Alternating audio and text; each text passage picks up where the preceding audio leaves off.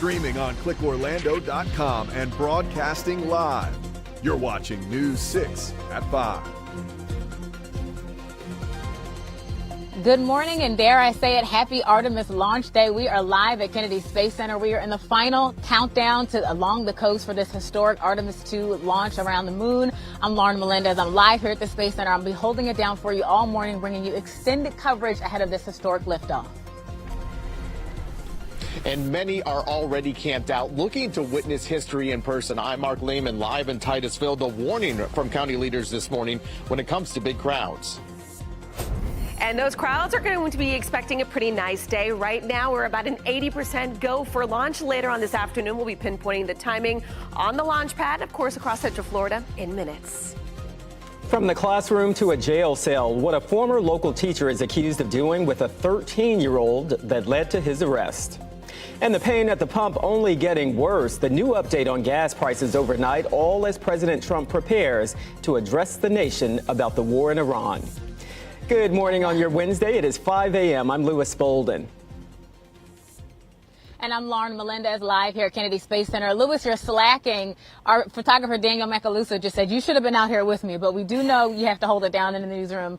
As you know, I am so excited to be out here. The Louis Vuitton bags you see under my eyes, they are just a marker of how long I've been up for the last few hours waiting for this. Guys, the countdown is on, as I said it as we open the show. We are just about 13 hours and 20 minutes away from this historic launch. Over my shoulder, that behemoth of a rocket. This bad boy is several thousand, hundreds of thousands of pounds. I mean, this is an amazing day. 4 astronauts set to embark on a landmark trip, all paving the way for Americans to eventually return to lunar surface.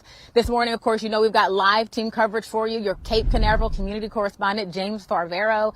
He is also here at the Space Center just a few hundred feet away. I can actually see him from where I'm standing. Of course, we've got Mark Lehman live, where launch watchers are already gathering too. So many people flying in this morning. But of course, first, all eyes are on this forecast. We've got to get to Chief Meteorologist Candace Campos. The most important forecast we probably talked about in a few months, Candace. How are we looking for today? Lauren, as of now, weather-wise, we're good. We're about an 80% go at this point in time. Current temperatures right now, we're in those 60s. It is going to be kind of a humid day. We're at 75 degrees by about 6:24. The only two things we'll be watching that could play a factor in today's launch is the breeze, which I do see it being under that threshold. But we are looking at some scattered clouds. If we start getting too many of those cumulus clouds, and if they start thickening up a little bit within that cloud-free zone, that's about 10 nautical miles, there will be the possibility of them having to scrub this launch. The latest model does pick up a little bit of that cloud cover, kind of just on the kind of peripheral of that 10-mile radius. So we'll be watching the cloud cover and that breeze specifically. All right, let's see if you'll be able to see it. So as of right now, the skies are expecting to be relatively clear by that time. So if you're going to be up and down the I-4 corridor, for instance, so we have the launch about 6:24, give it about 20 seconds or so. You'll be able to see that launch. A little further out towards the west, give it about 30 seconds or so. So now the question is, will you be able to even hear it? I'll have more details on that. And of course, a look at your full forecast coming up in minutes, Lauren. Oh, all eyes are going to be on you, Chief. Thank you so much. Okay, as we mentioned, that countdown clock is ticking. 13 hours and just a few minutes. NASA hoping again to launch this historic Artemis 2 moon mission. That'll be just before 6:30 today. Specific window 6:24 to 8:24 here. I want to get you to the big things that you need to know, because we can't just send 4 astronauts into space without a lot of preparation, as we've been showing you leading up to today. So fueling this massive rocket, that is probably the biggest thing. 322-foot space launch system. That's what the SLS stands for. That rocket could actually start little after 7:30 if mission managers give it the go. There again, as I mentioned, a 2-hour launch window, which will open up specifically 6:24. Going to be throwing a lot of numbers at you today. Again, all of this with the hopes of sending 4 astronauts, 3 Americans and 1 Canadian, on a 10-day trip around the moon and back. Now, the first human moon launch since Apollo 17. This is all the way back in 1972. So this is historic. It's the word you're going to hear us say over and over again. But there's a lot of pride in this, and we've got to talk about it again. Team coverage for you this morning. We're going to start with your Cape Canaveral community correspondent, James Farvero, with an update on those final preparations for launch. James, take it away. Hey, Lauren, good morning, and welcome to Kennedy Space Center. Welcome, everybody, on an early morning. It's really a marathon out here, not a sprint, as NASA prepares to launch the SLS. So right now, Victor Glover, Reed Wiseman, Christina Cook, and Jeremy Hansen, the crew. They're asleep until about 9:30. Then they'll have their ultimate meal as they get their spacesuits on, and they prepare to pass us here at the press site and out to launch pad 39B. Returning to the moon, a mission that will send them farther from Earth than any crew ever, even during Apollo 13, which was unexpected, of course.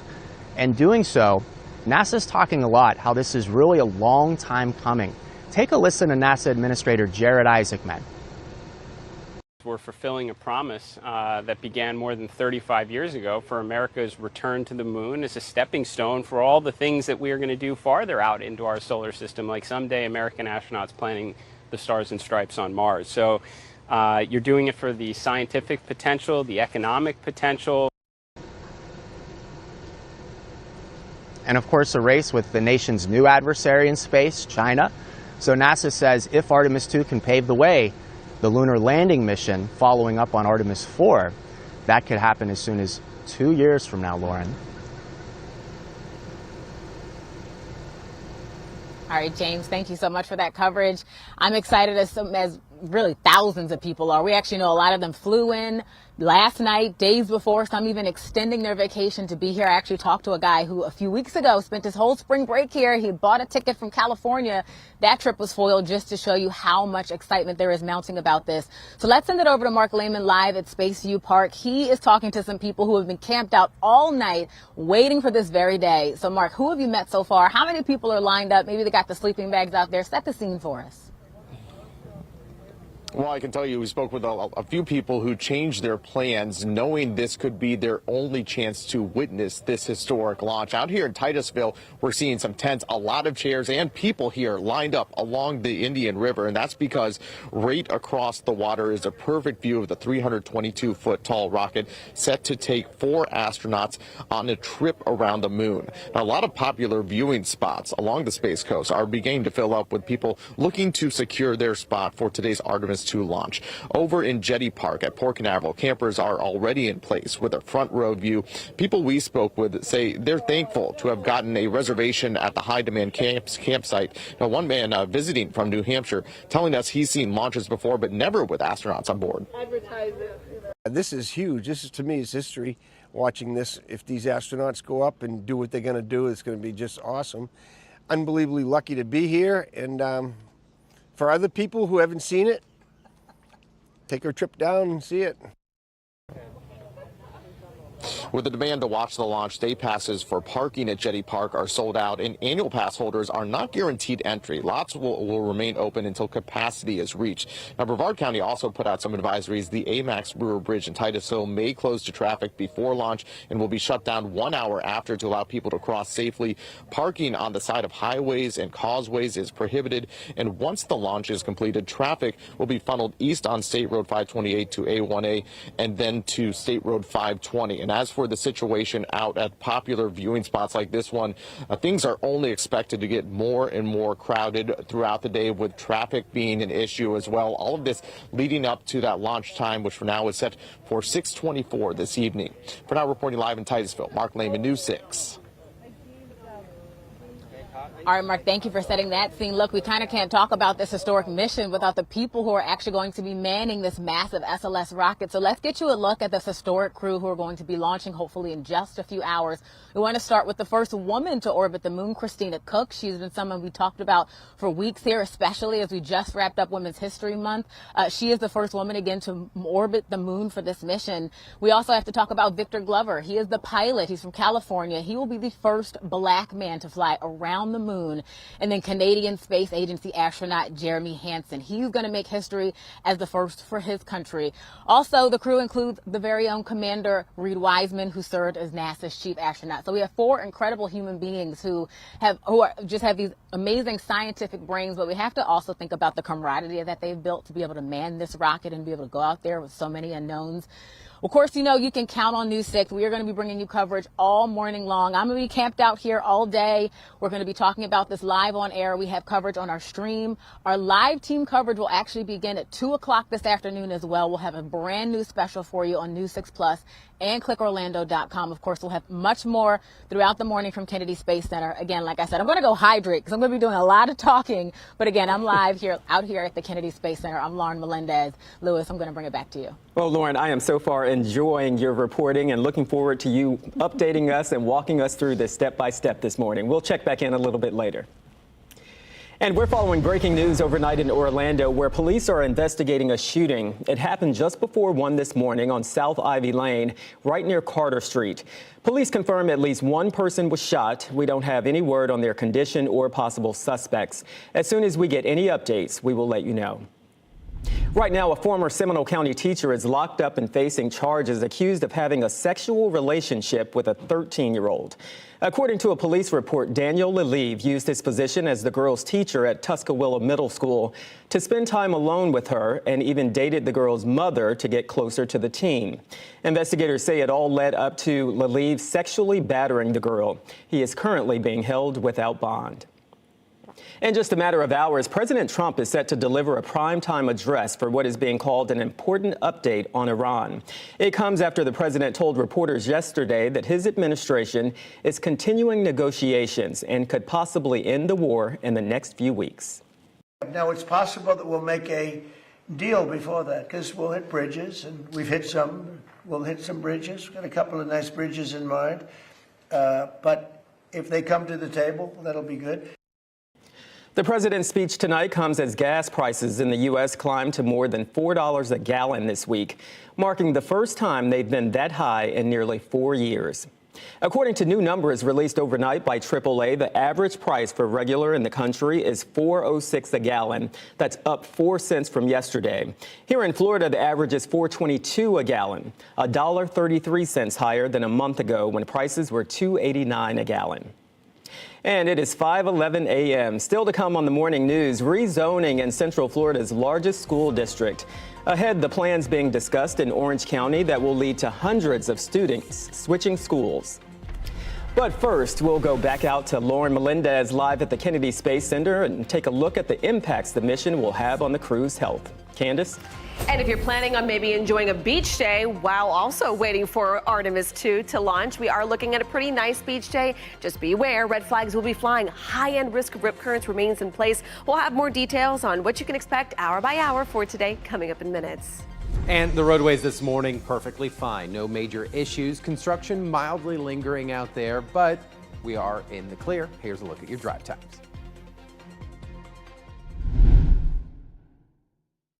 I was crashed into by a careless driver just south of Gainesville, and attorney Dan Newland got me $550,000. Involved in a car accident? Let's get started. Call me at 407-888-8000.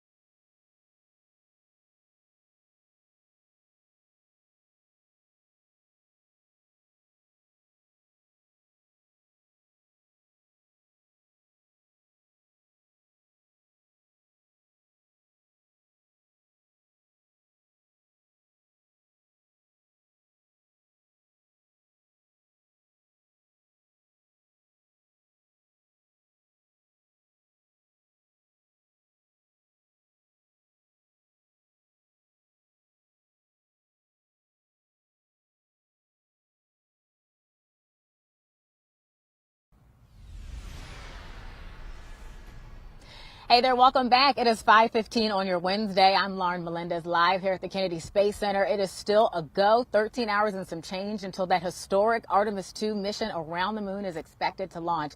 I am your designated space geek for the morning, and I wear that hat with pride, so no shame to anybody else who is excited about this. We are so pumped. This pad, you're looking at the rocket, that massive SLS, this mission, as we know, we've been saying it over and over, it is historic. We are going to send 4 astronauts farther than any humans have ever traveled, some 685,000 miles on a path, again, around the moon. That'll be a 10-day mission. But we know, of course, not only is that mission exciting, it can take a toll on their bodies. So when we think about this, all of the cosmic rays, all of the radiation, those are real health implications that they have been preparing for, not only ahead of time and during, but they'll have to think about after. So I did talk to a space doctor just a few days ago, an aerospace doctor named Emmanuel Urquieta with UCF. He talked about essentially space versus the human body. What happens when we send our bodies that far into deep space? That long duration mission, that would technically put the crew at risk of cancer, some even cognitive problems. This, however, luckily is only 10 days. That risk is slightly lower. But experts say with advances in medical technology and just tech overall, this mission is really going to set the stage for being able to look at the body on a molecular, on a cellular level. And one thing the doctor said the crew will most assuredly experience, if you can imagine this, is nausea. About 24 hours into that launch, they're going to experience that. So that's a big deal. It's going to subside after about 2 days. But again, you just have to think about all that they're preparing for, not only physically, but mentally as well. So we're going to have much more coverage of this coming up on this Artemis 2 mission. At the bottom of the hour, we're going to be breaking down what you can expect to see, hear. Some of you may even feel it, especially if you're over here on the Space Coast. And you also cannot talk about the Artemis 2 mission without the women, the historic people who are a part of this. Not only the astronaut herself, Christina Cook, but some of the women engineers who have worked on that very exact launch pad. I actually had a chance to interview one of them a couple days ago.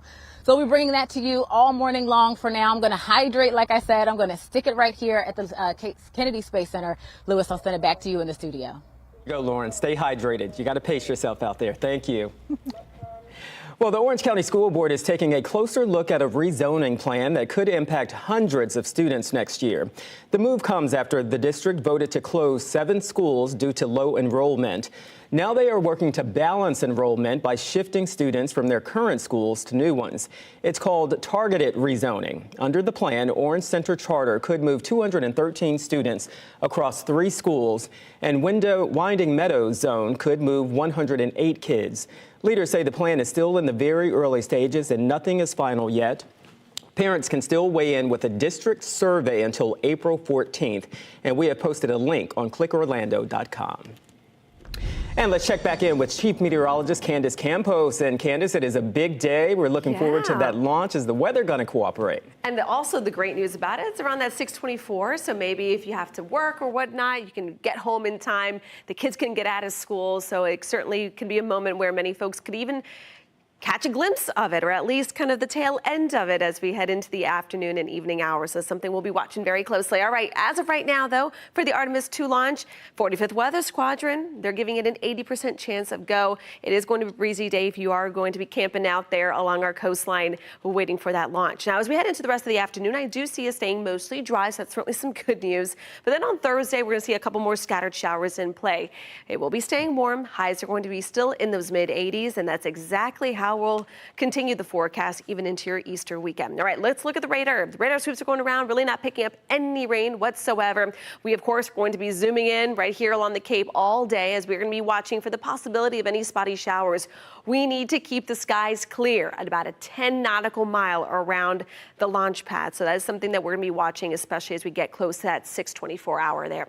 Wind gusts at this point in time, I don't think the winds are going to be a big concern, as the winds will be gusting at times between about 15 to 20 miles per hour. The only concern with our winds is going to be roughing up our surf just a little bit for beachgoers who are planning on hanging out there all day today. Now, temperatures in the meantime, we're all in the upper 60s at this point in time across the I-4 corridor, upper 50s in parts of Ocala and the Villages, 71 already for you guys there in Melbourne. But as we take you here hour by hour for your Wednesday, it is going to be a warm afternoon, kind of a mix of sun and clouds today, a little warmer the further west you go, as that ocean breeze will help keep temperatures at bay, though, along our coast. Now, rain chances chances for today, again, kind of minimal, very similar to yesterday. A pop of shower or two can't be ruled out, but for the most part, we are going to stay mainly dry. You can see clouds and rain futurecast still showing a couple little spotty showers. I do think that this model here is a little oversold with the moisture, but then you can see stopping the clock around 6 o'clock, just around that 10 nautical mile zone there along the Space Coast. There could be a couple clouds that will clip that zone. Depending the kind of the thickness and the height will, decide whether or not that launch will be able to go. And then we'll start seeing more moisture creeping into the area on Thursday, which is why our coverage for tomorrow goes up to about 40%. As of now, as you're planning out your Easter on Sunday, it is going to be a warm one. A couple spotty showers, again, can't be ruled out. I do think most of the Easter egg hunts, sunrise services are going to be good to go as well. But as we get results here, the full 7-day forecast, hopefully we can watch a historic launch later on this afternoon. All right, now let's check on those roadways. What's your Christine? Right now, things are pretty clear. So I-4 east and westbound out here towards Central Parkway. Pretty clear, no crash to currently report, and we are moving smooth. Whether you're coming in from Seminole or going away from Orange, east or westbound. Winter Springs, Castleberry, down towards Eatonville, east and westbound on Lee Road, Fairbanks, all of it, even as you make your way towards the downtown area. Conway, good morning to you guys. If you're flying out this morning, things are pretty smooth, 528 east and westbound, and jumping out to our coast, we're going to be talking about the Space Coast all day long. Hopefully not tomorrow either, but Titusville currently, you're in the clear. Guys, back to you. All right, looking good, Steve. Thank you. It is 5:22. A big reopening along the coast. At the bottom of the hour, the popular beach parking spot now accepting cars years after it suffered hurricane damage. But first, a big move by Tiger Woods following his most recent arrest. What the legend says he will do now that will take him away from the golf course.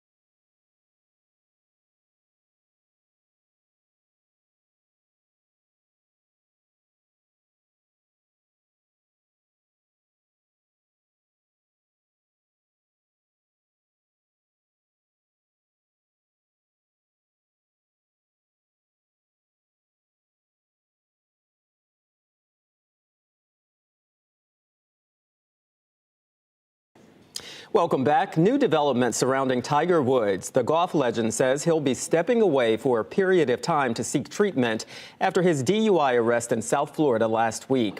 That charge followed a rollover crash where deputies say Woods seemed impaired. 2 pills, later found to be painkillers, were found in his pocket, according to the arrest report.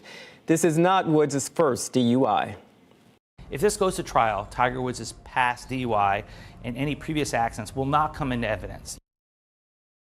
Tiger Woods addressed his arrest for the first time on social media. He said in part, "I know and understand the seriousness of the situation I find myself in today." He continues saying stepping away is necessary to work towards recovery. Still to come on News 6 Mornings, our live team coverage of the Artemis 2 launch. Lauren? Well, the world is waiting and watching, hoping, fingers crossed, Lewis, for this Artemis 2 moon mission. This is the most historic feat, trying to see if NASA can really pull this off. I'm News 6 anchor Lauren Melendez. I'm live here at the Kennedy Space Center. I'll have every angle you can think of, what it takes to send humans this deep into space, the impact on their body, historic firsts, so much more throughout the day. And it's official. The Jaguars are coming to Camping World Stadium. I'm Stephanie Rodriguez live this morning in Orlando with all the details about the move for the team. And as the kids are moving to the bus stop across the area, temperatures this morning will be in the upper 60s, low 80s today. We will be dodging maybe a few spotty showers, but how will it be impacting Artemis 2? We'll have more details on that in minutes.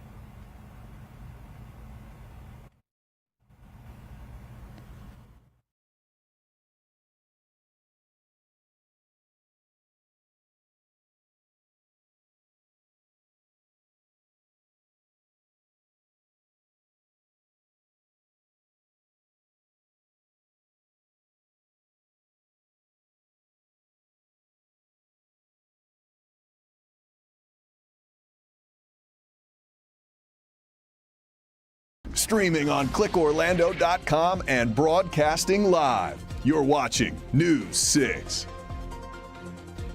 Good morning. It is 5:30 on your Wednesday. I'm Lewis Bolden. Let's get a check of our top stories this morning. We are counting down to the launch of the Artemis 2 mission to the moon. The 2-hour launch window opens just before 6:30, and right now everything is looking good. We'll head back to Lauren at the Cape in just moments. Breaking overnight, Orlando police are investigating a shooting that left at least one person hurt. It happened early this morning on South Ivy Lane. So far, police aren't saying anything about possible suspects. The Jacksonville Jaguars will soon be taking the field in Orlando. The league has signed off on the team using Camping World Stadium for home games next year while their stadium is renovated. And back now to our big story this morning, the launch of Artemis 2 now potentially just hours away. Our Lauren Melendez is out at the Kennedy Space Center this morning. And Lauren, listen, if this goes up, I know it will be your first. How are you feeling taking it all in this morning? Man, Lewis, my heart is beating. Everybody's been warning me, oh, you're going to love it, you're going to love it. And they are so right. Even driving here this morning, I was like a kid in a candy store, taking videos of just the signs leading into Kennedy Space Center. This is truly historic. We've been showing you that rocket all morning long. We have millions of people waiting to see if NASA can really pull off this feat. Can they send 4 astronauts farther into space than they ever had? And a lot of the questions surrounding this are, will the weather cooperate? Because they can have all the systems ready to go and they can have the astronauts ready, but Mother Nature's got to be ready too. So we want to answer those questions with Chief Meteorologist Candace Campos. How are we looking at last check? I know you said about 80% so far. Has that changed in the last few minutes? No, as of right now, we're still good to go. We only have about a 20% chance of any quote unquote weather issues. And the two things that we're going to be watching really closely, Lauren, is going to be that breeze. I know you're really not feeling it yet, but it is expected to kick up throughout the afternoon, gusting between 15 to 20 miles per hour. Still looks like it's going to be below any concerning thresholds. The only issue I'm watching is the scattered cloud cover. If the cloud cover is at a certain height and a certain thickness, that can sometimes cause a concern within about a 10 nautical mile radius of that. So other than the breeze and a little bit of cloud cover, we should be good to go. Taking a live look outside Cape Canaveral, another aspect from the Space Coast. We're holding at 62 degrees. There is a bit of a breeze already at this point with gusts upwards about 14 miles per hour. If you are planning on enjoying the beaches today, there is a high risk of rip currents, but rain chances for today pretty minimal across the board. Skies look like they'll be clear enough for many folks, even across inland Central Florida, to be able to catch a glimpse of it. Next question is will you be able to hear anything about it? We'll have more details on the roaring sound and how far that could stretch coming up in just a couple minutes. Lauren. All right, Candace, thank you. Look, speaking of sound, I'm trying to take in the quiet, quite literally the calm before the storm. I'm going to be joined by about 800 other journalists here today. So right now, this darkness is the most relaxed we're going to be today. That countdown now, though, it is ticking away. It's right over my shoulder. 12 hours, 50 minutes and just a few seconds. This is what everybody is waiting for, this historic Artemis 2 moon mission. Can NASA send can they send 4 astronauts around the moon and back? Somebody who can help us answer that question and talk about the preparations and how this is going is your space community correspondent, James Barbero. He has been here at Cape Canaveral for weeks preparing for this. So James, bring us a sort of into what it takes to do this and how this is looking. Good morning, Lauren. So, of course, I've been here for weeks, a couple of months, but the Space Coast community as a whole, they've really been looking forward to this day for more than a decade, I would say. Of course, we've reported so much how the Space Launch System is years behind schedule, billions of dollars over budget. And this pre-launch campaign, like the Artemis 1 launch campaign, there were some technical issues to get to this point. But I'll tell you that right now, Reed Wiseman, Victor Glover, Christina Cook, and Jeremy Hansen, the 4 astronauts, they're asleep for about another 4 hours. When they get up, NASA should be in the middle of fueling their rocket. Fueling the rocket in the pre-launch campaign is where they ran into those technical issues. Let's take a listen now to one of the mission managers for more on that. And I would say that our team has been working amazingly hard through these weeks and months trying to get this vehicle ready to where it is. We've had some challenges. The team has done an outstanding job managing each and every one of those throughout all of this, through many different scenarios, through weather, through lots of different things that we've had to work through to try to get through all of this. So a lot of resilience from the teams to get to this point right now. We should note during Artemis 1, they got to 2 launch attempts, unfortunately, that were scrubbed before finally that rocket took off a couple months later. So it's all going to come down, Lauren, to the fueling starting at about 7:30. And of course, we'll keep you updated all morning. Well, you hit the nail on the head, James, because everybody's just sort of wondering, is this going to go on the first try? That is the biggest question. Are we going to have to go through this over and over again, sort of that trauma from that first experience? News 6 expert, space expert Eric Von Enken, he actually takes us back to Artemis 1 for a look at all of the issues that they had and if they think this can actually happen the first time, having learned from those issues. Last time in 2022, when I was at the Kennedy Space Center, as NASA tried to get the same moon-bound rocket off the ground for the Artemis 1 mission, it took 3 different tries over 4 different months. No leaks, no issues, no problems until right around 9 o'clock. That's when we heard that there was a hydrogen leak. So NASA said it made those fixes. It did learn many lessons, of course, but the same type of hydrogen leak showed up again during a practice countdown for Artemis 2. That took about 2 weeks to prepare for. So we all know, of course, that the best place to watch tonight's launch is going to be right here on News 6. If you are heading to the Space Coast, though, I got to remind you, expect big crowds. We have been warning you for weeks leading up to this. We have seen people flying in for days now. They're not coming this morning. Some of them are already here. If you want to give yourself a little extra time for traffic, that is best for yourself, best for your family, especially the little ones you might be packing with you that may get antsy. Now, at Jetty Park, campers are already set up for a front row view. That's already crowded. We talked to one man who actually says the campsite is in high demand for the launch. He's thankful, though, to have already secured a spot. I would expect that the SLS would be, go a few more miles, maybe another 5 miles or so. So, let's say 45 miles. The rocket would be well into the sky by the time the initial sound would be heard that distance.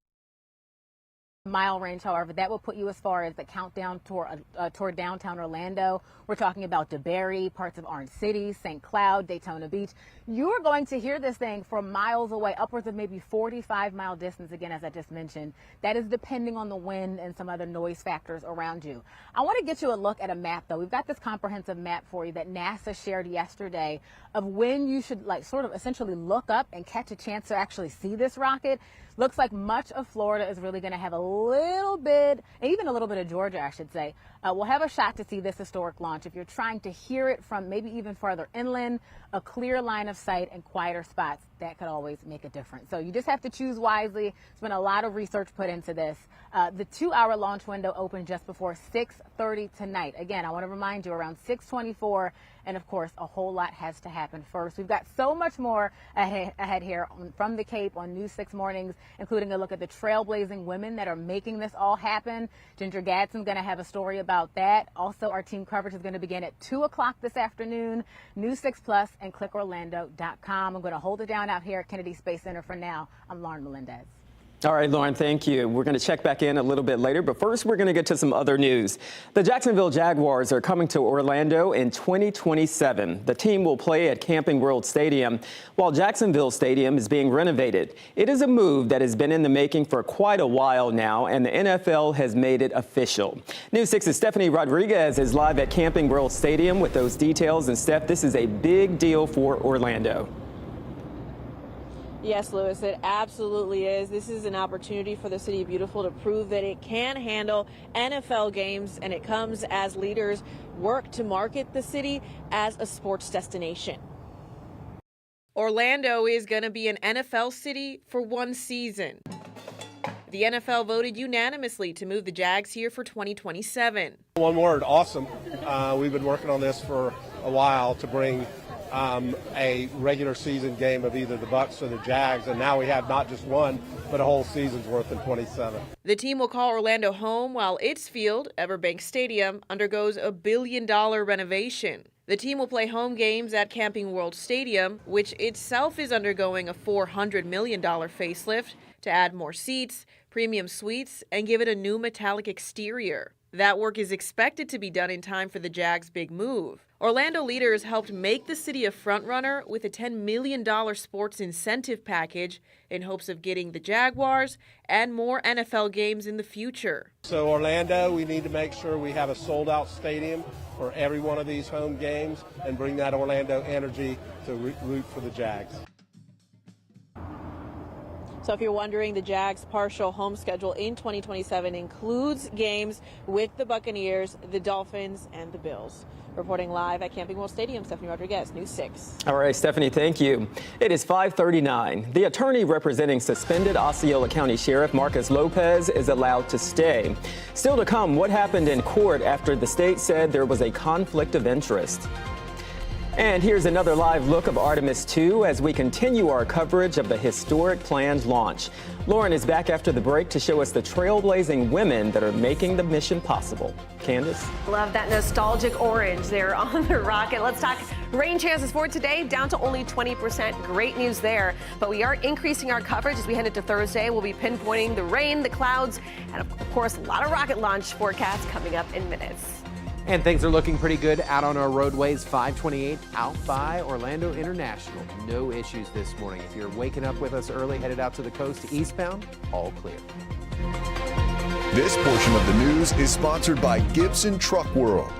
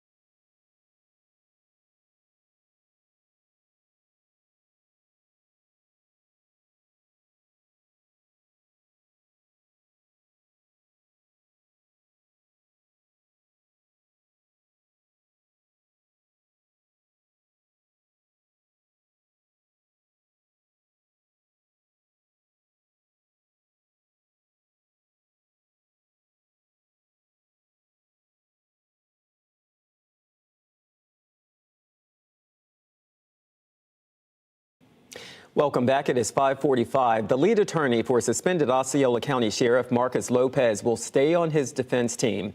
Lopez is accused of using his position as sheriff to collect more than $600,000 while operating a gaming room with illegal slot machines. Yesterday, a judge ruled that Lopez can keep attorney Migdalia Perez, even after prosecutors raised concerns about a possible conflict of interest.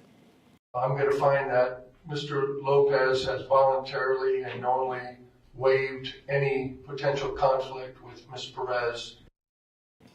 Prosecutors argued Perez's firm also represented two witnesses in the case. Perez told the court her law partner handled that case and her involvement was limited. The next status conference is set for May. And back now to the future of space. NASA hoping to make history today with the launch of the Artemis 2 mission to the moon. Let's get you right back out to Lauren Melendez live at the Cape. And Lauren, this launch is going to be remembered for a lot of firsts. Oh, certainly a lot of firsts. And look, Lewis, I know we technically ended Women's History Month yesterday, but we have to extend it at least until today because we cannot talk about Artemis. We cannot talk about human spaceflight without recognizing the trailblazing women who have made this possible. Not only their intellect, but their sheer courage to be able to do this. We're not talking just today with the first woman to orbit the moon, but of course years before Christina Cook. So women haven't just participated in NASA's mission to the moon and beyond. They are quite literally some of the reasons that it is possible today. News 6 anchor Ginger Gadsden has a look at the women who have, again, paved the way.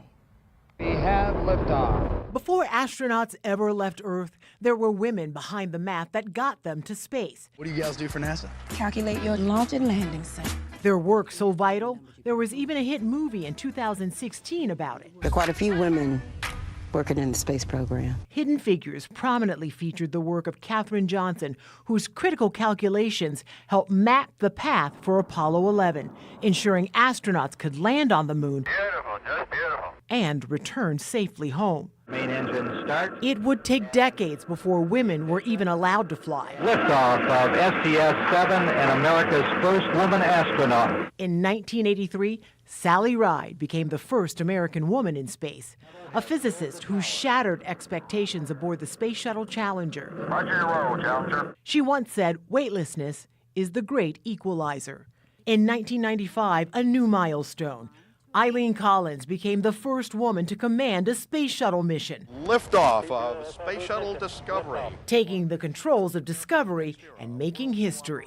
A former Air Force pilot, she proved leadership in space had no gender. At the end of the day, it is your technical acumen that makes the case. You wouldn't last if you didn't have it.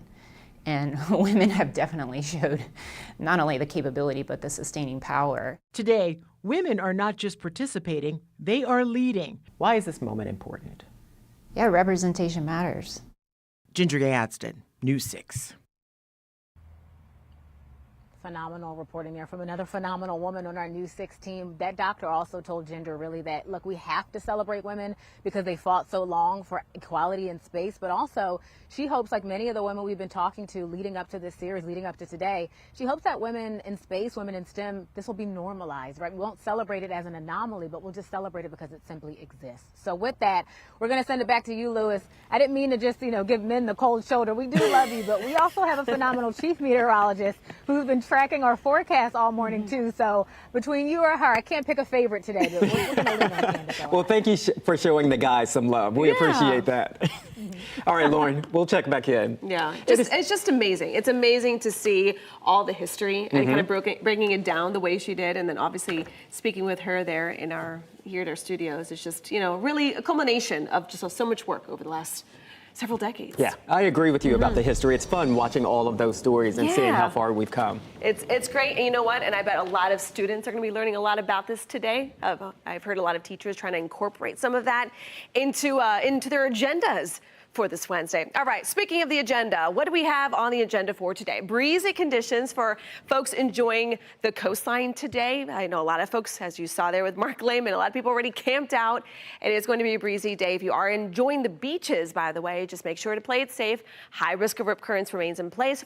Few clouds around. Then as we head into the weekend, I know with all the excitement today, Easter is just around the corner, and it does look like conditions are going to stay on the warm side. Right now, looking at the radar, things are good, right? We are watching for a couple of spotty showers. This is very typical in the morning.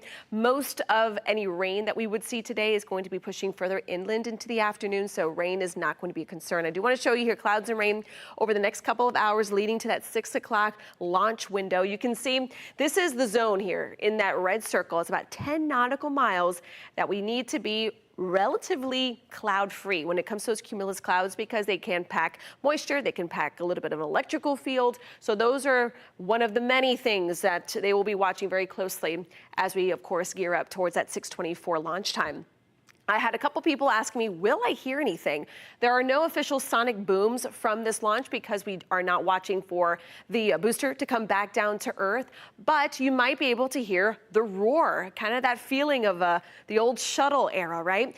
As of right now, depending on that sea breeze, that breeze coming out of the east could push some of those sound waves as far to the west, about 45 miles. So right along kind of the I-4 corridor will be probably your best chance. Other than that, though, you need to be a bit closer towards that launch pad. Looking at the wind gusts for today, it's that sea breeze that's going to continue to kick up throughout the day, gusting between about 15 to 20 miles per hour. Temperatures at this hour, we're in those mid 60s, but just looking great. Overall, go for launch, go for anything you need to do outdoors today. We're going to be in those low 80s. Again, mix of sun and clouds. Conditions will be staying very similar as we head into your Easter weekend. Highs are expected to be back into those 80s. All right, let's wrap up the 7-day forecast so you can see that the conditions are going to be pretty consistent in the forecast. If for some reason we do need to move it to tomorrow, we'll have to contend with a little more rain, unfortunately. All right, let's check on those roadways, which you perceive. I'm not saying it is, I'm just, always planning ahead. Listen, Candace and I, born and raised here, we've seen plenty of reschedules. I don't even like saying the S word, scrubs. 528 out here by MCO. Nice and smooth this morning. No major problems. We are in the clear east and westbound. Even if you're headed out towards the coast, we're going to be talking about Titusville a lot today, and I-95 north and southbound just outside that area. You're clear all the way up towards New Smyrna. Catch Trooper Steve on patrol 2:30 and 8:30 p.m. ClickOrlando.com, YouTube, and of course News 6 Plus. You're watching News 6 Mornings. Keep it here. We'll be right back. This portion of the news is sponsored by Gibson Truck World.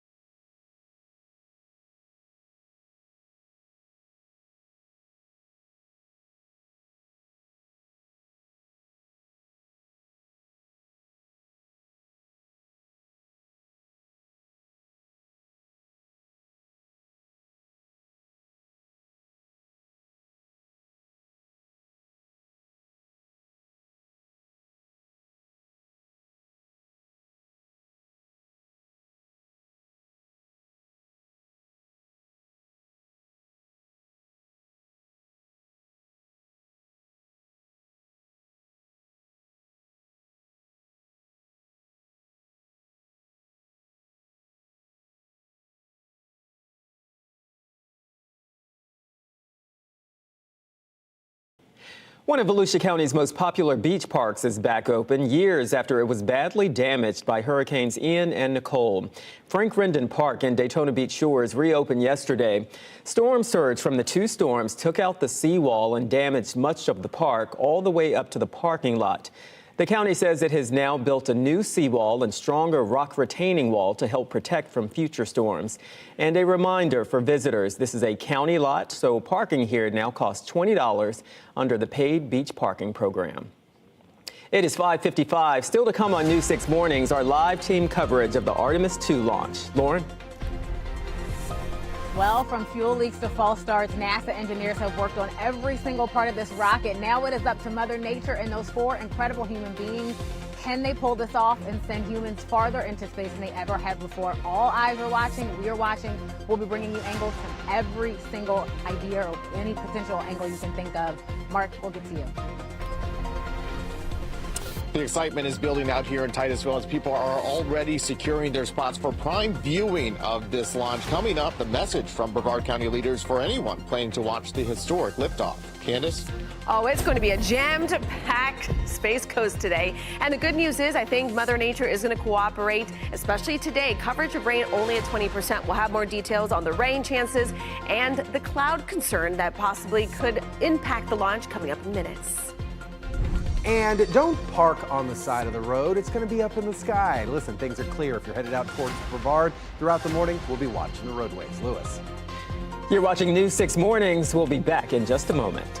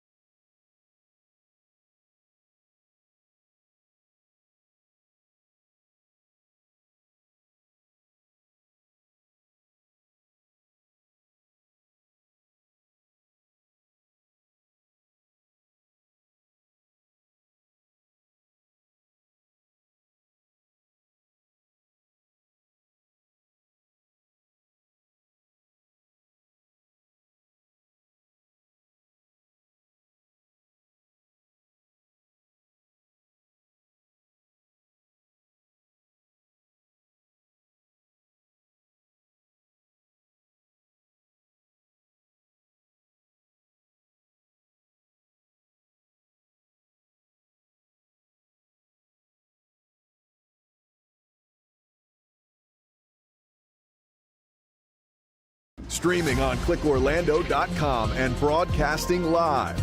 You're watching News 6 at 6. Well, we are in the final hours of countdown along our Space Coast as NASA hopes to launch its historic Artemis 2 mission around the moon. I'm News 6 anchor Lauren Melendez. I am live here at Kennedy Space Center for you all morning. We'll be talking about all the angles you can think of ahead of this historic liftoff. And many are already camped out looking to witness history in person. I'm Mark Lehman, live in Titusville. The warning from Brevard County leaders this morning when it comes to big crowds. And those big crowds are going to have some pretty good weather. Right now, we are 80% go for launch today as temperatures look to certainly cooperate. But the clouds, that's the big question. We'll have more details on that, of course, a look at your full forecast in minutes. From the classroom to a jail cell, what a former local teacher is accused of doing with a 13-year-old that led to his arrest. And the pain at the pump only getting worse. The new update on gas prices overnight, all as President Trump prepares to address the nation about the war in Iran. Good morning on your Wednesday. It is 6 a.m. I'm Louis Bolden. And I'm Lauren Melendez, again live here at the Kennedy Space Center. We are now 12 hours and 24 minutes away from this historic Artemis moon mission. NASA hoping to send 4 incredible humans, astronauts, rocket scientists, if you will, around the moon and back. This is going to be the farthest we have sent humans into space ever to embark on such a historic trip, all paving the way, of course, we know, for Americans to hopefully have an actual lunar surface. This morning, we've got live team coverage for you. Not just me, our entire crew is here. Your Cape Canaveral community correspondent, James Barbero, is also at the Kennedy Space Center. Mark Lehman is live for you, where launch watchers are ready, gathering. But first, we want to get over to Chief Meteorologist Candace Campos and the all-important forecast. Man, you are somebody who's got quite the pressure on you today, Chief.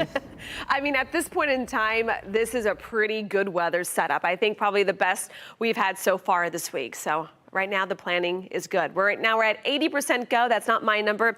That's the official percentage from the 45th Weather Squadron. That is the ones focused on the rocket side of the weather. 75 degrees will be our temperature by launch time there on 6/24.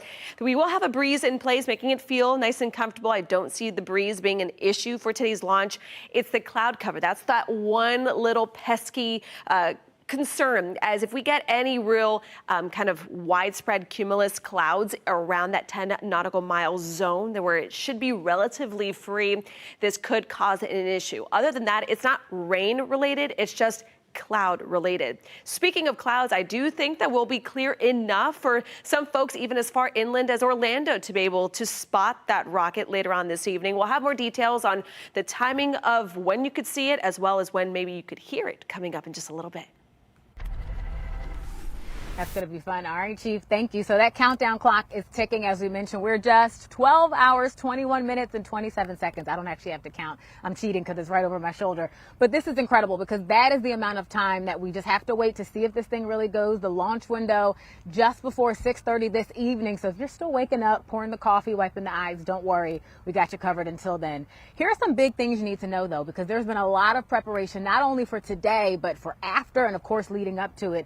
Fueling this massive rocket, that is no easy feat. That 322-foot Space Launch System rocket, that's what SLS stands for. That could go a little after 7:30 if mission managers say yes. There's a 2-hour launch window. That's what I was just mentioning, that 6:30 area, 6:24 to be specific. All of this, again, with the hopes of sending 4 astronauts on that 10-day orbit around the moon. The first moon launch since Apollo 17. Imagine that, all the way back in 1972. So we've got team coverage for you this morning. We teased it. Let's get to your Cape Canaveral community correspondent, James Barbero, with a look on those final preps for this launch. Hey, good morning, Lauren. Good morning, Space Coast, Florida. Where else would you rather be than right here, right now, except maybe the launch itself in about 12 hours when it's really going to be crazy here at the Kennedy Space Center press site. For right now, I can tell you the astronauts, that crew of 4, that's Reed Wiseman, Victor Glover, Christina Cook, and Jeremy Hansen, they're asleep for about another 3.5 hours. When they wake up, they'll have their ultimate meal. They'll start putting their spacesuits on, all while NASA's in the middle of fueling their rocket. Returning America's space program to the moon has been a long time coming. American presidents since George W. Bush really have been vowing to do so. Take a listen to NASA Administrator Jared Isaacman for more about that.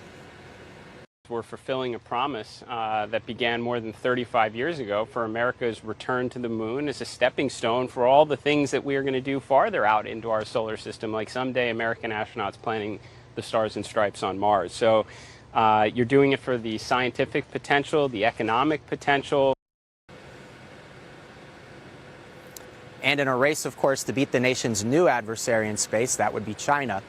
So, of course, if Artemis 2 can pave the way, Lauren, that lunar landing mission on Artemis 4 now, NASA says that could happen as soon as 2 years from now. Wow. All right, James, thank you for setting the stage for us. Look, he and I are out here early.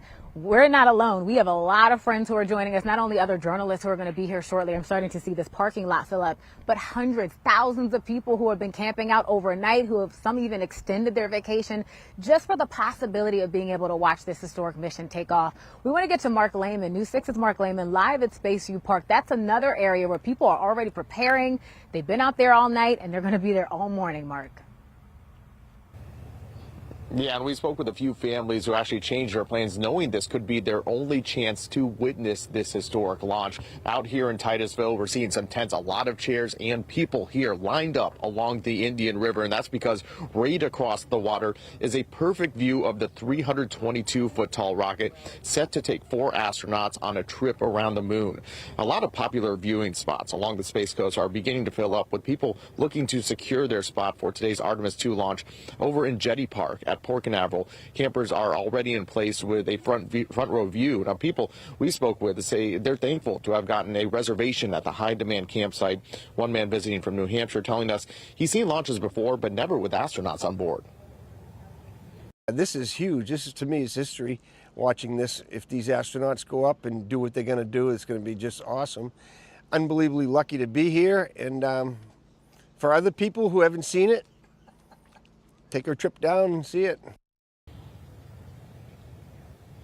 Now, with the demand for to watch the launch, the day passes for parking at Jetty Park are sold out, and annual pass holders are not guaranteed entry. Lots will remain open until capacity is reached. Brevard County also put out some advisories. The AMAX Brewer Bridge in Titusville may close to traffic before launch and will be shut down 1 hour after to allow people to cross safely. Parking on the side of highways and causeways is prohibited, and once the launch is completed, traffic will be funneled east on State Road 528 to A1A and then to State Road 520. As for the situation at popular viewing areas like this one, things are only expected to get more and more crowded throughout the day.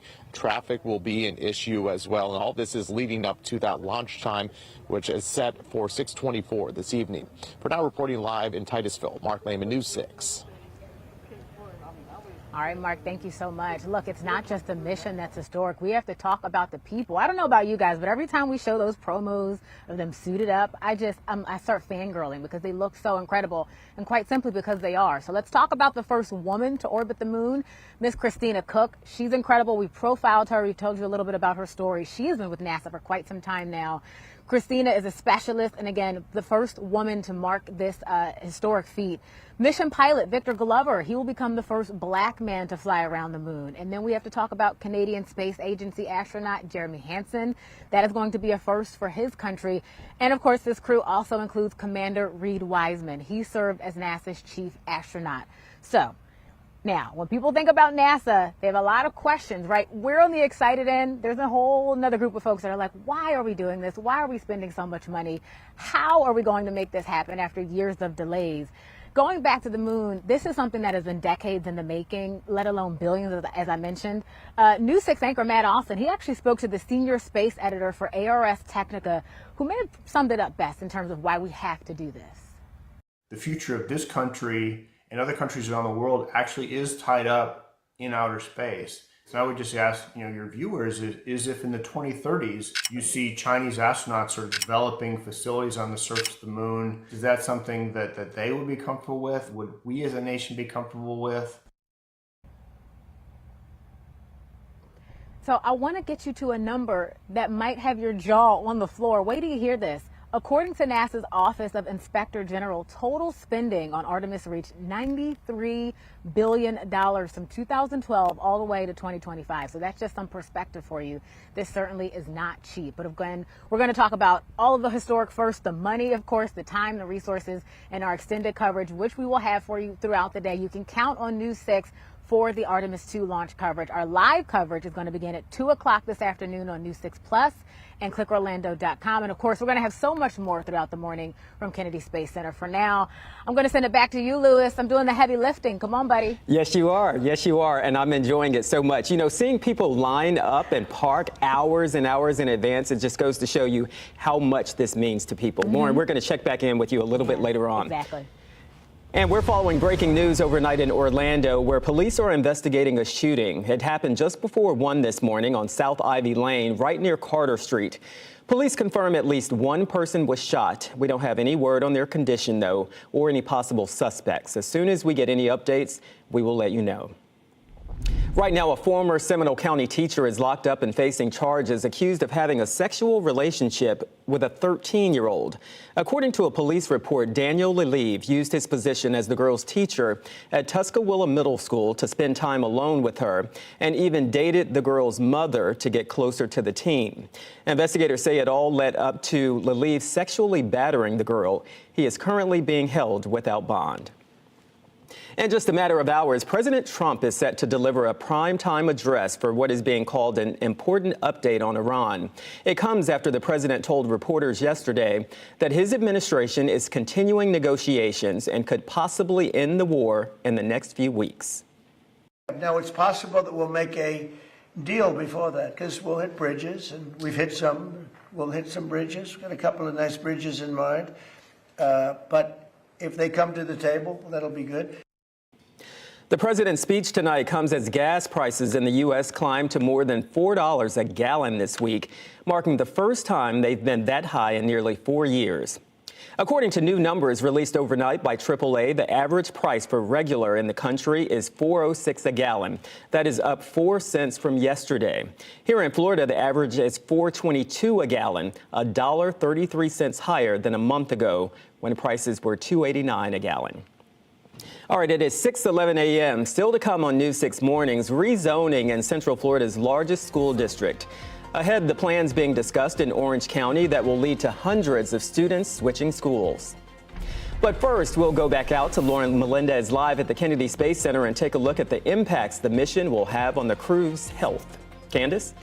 And as folks are heading out to work and school today, we are looking at pretty nice conditions, not only for your day-to-day today, but even for a historic rocket launch. We'll be pinpointing the temperatures by the time we get into that launch window coming up in just a couple minutes. And the roadways are still looking real nice this morning. No issues. The rocket going off later tonight. A lot of people headed out to the coast, so keep in mind pedestrians are going to be out and about. But for now, those headed to work, here's your drive times.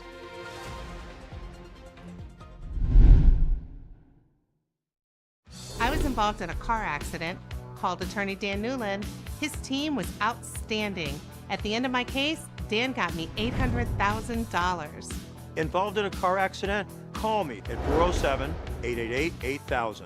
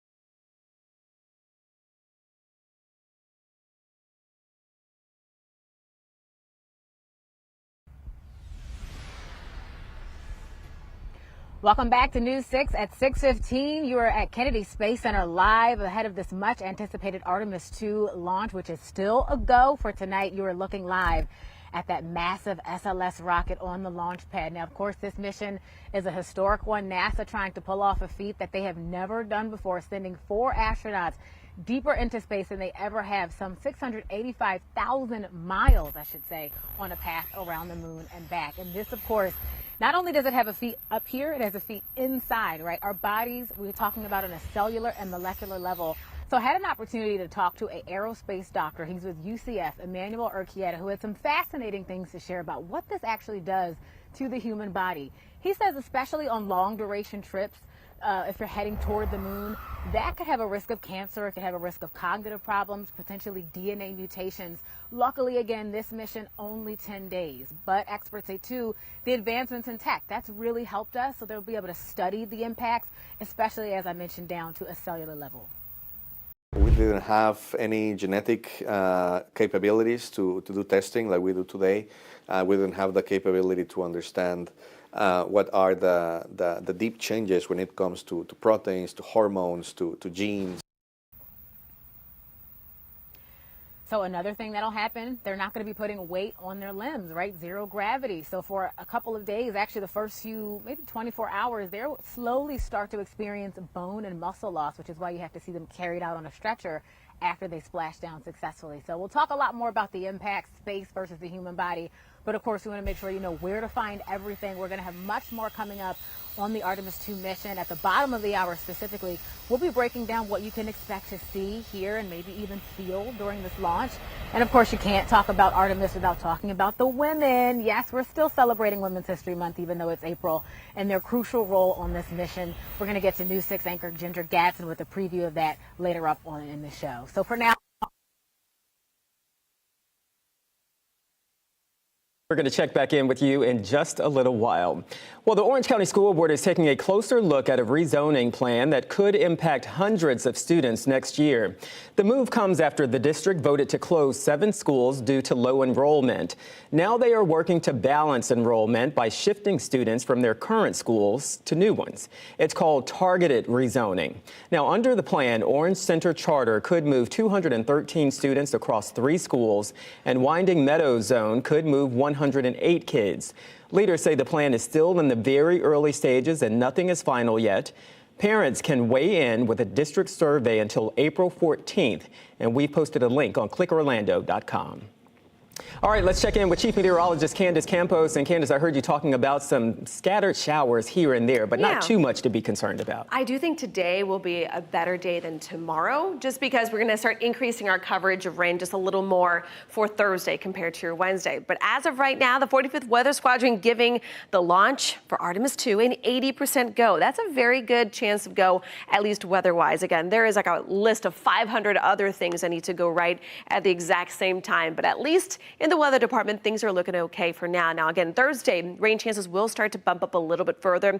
It will be staying warm, and that's exactly those temperatures we'll be expecting for your Easter weekend as well. All right, let's talk the forecast real quick. Temperatures along the coastline around 624. This evening will be about 75 degrees. You can see there will be a bit of a breeze in place. So if you are planning on enjoying the beaches along with maybe a rocket launch today, just beware that there is still that high risk of rip currents. Now, when it comes to the cloud cover, that's really the only kind of like fly in the ointment really in the forecast, as there will be some scattered clouds. We need to be almost cloud free within about 10 nautical miles of that launch pad. Right now we're looking clear as of now, but this is something we'll be watching over the next couple of hours. I know you see the scattered showers, makes you a little nervous, but most of the time, this time of the year, we do get those early morning showers along the coast, and any chance for rain pushes further inland into the afternoon.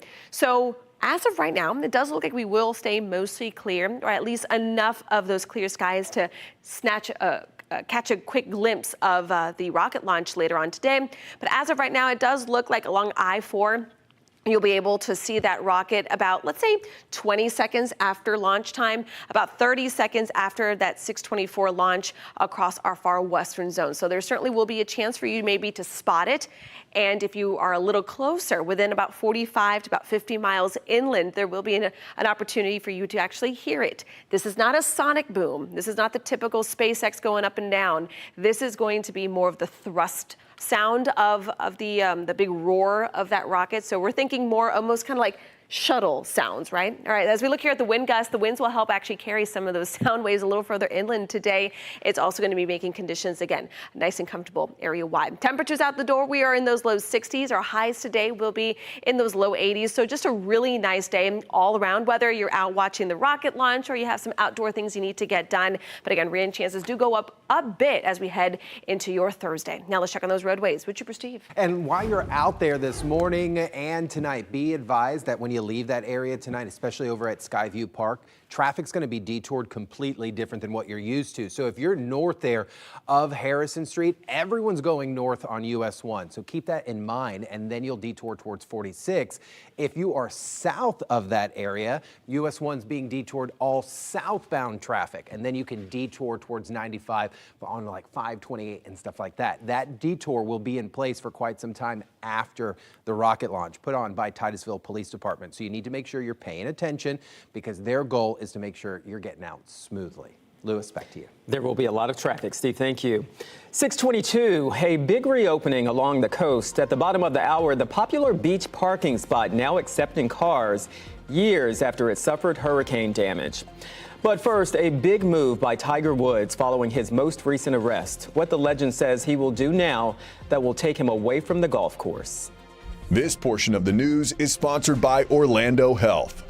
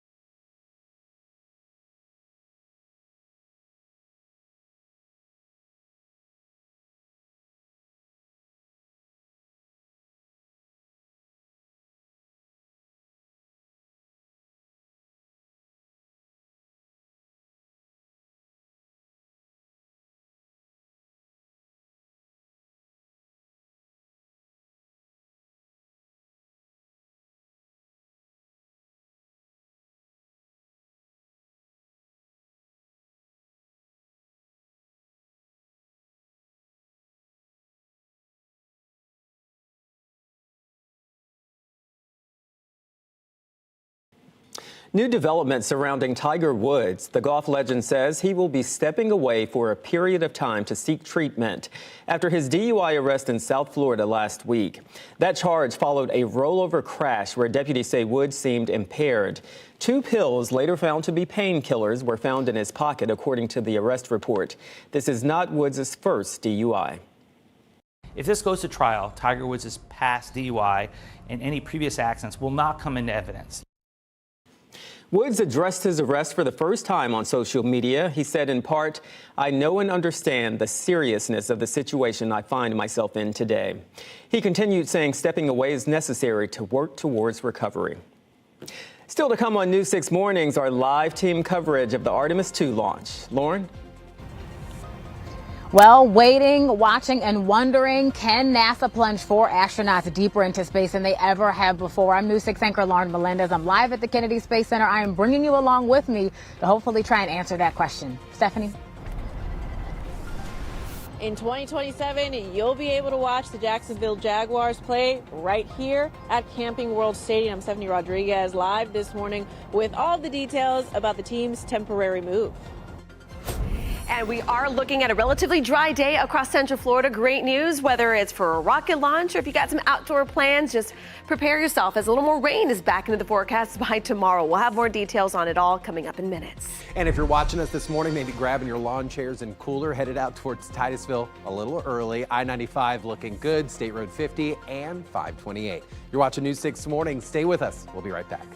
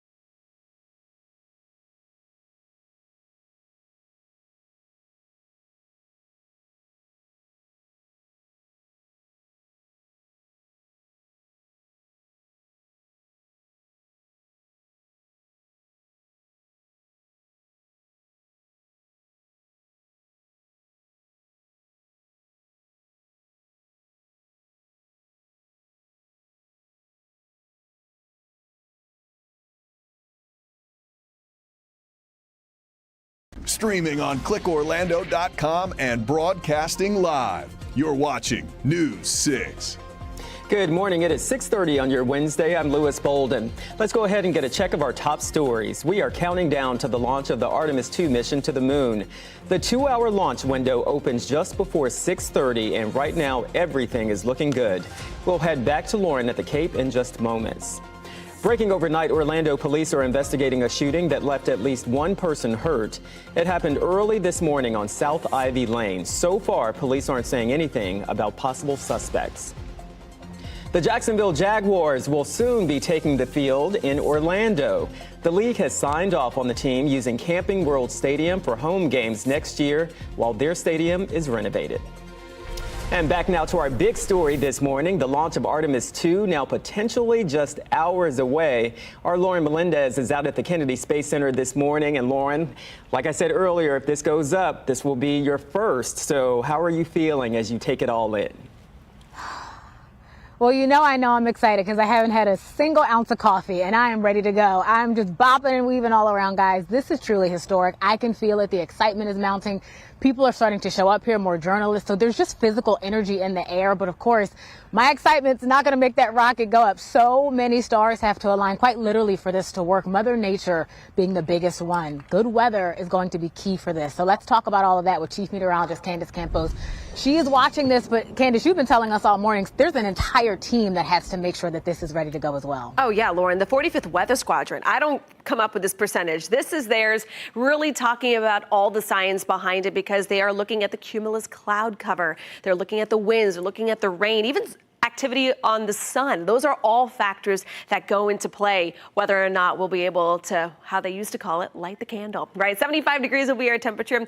Wednesday, 6:24. That is when that launch window opens. The only small issue, which is why it's not at 100% go, is because of the scattered cloud cover. There will be some clouds that could get a little close to that 10 nautical mile range where they need to be practically cloud free. All right, not only are we watching a historic launch, but maybe we'll be under a pink moon. It looks like we'll have a full moon later on tonight, so that's something just kind of add to just the overall excitement, right? Cape Canaveral, our launch credit union camera right now, it's going to be a jammed-packed Space Coast today.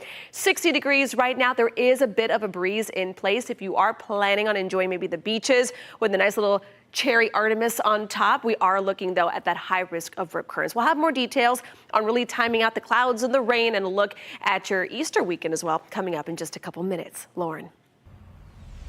A cherry Artemis. I think you may have just coined a new drink. They better give you credit for that, Candace. All right, I'm going to take a peek over at the countdown. 11 hours, 51 minutes, 14 seconds to be exact. It's just over my shoulder, so I get to cheat a little bit. But yes, this is the day folks have been waiting for. We're talking thousands, millions. I mean, this is a major thing if NASA can pull this off.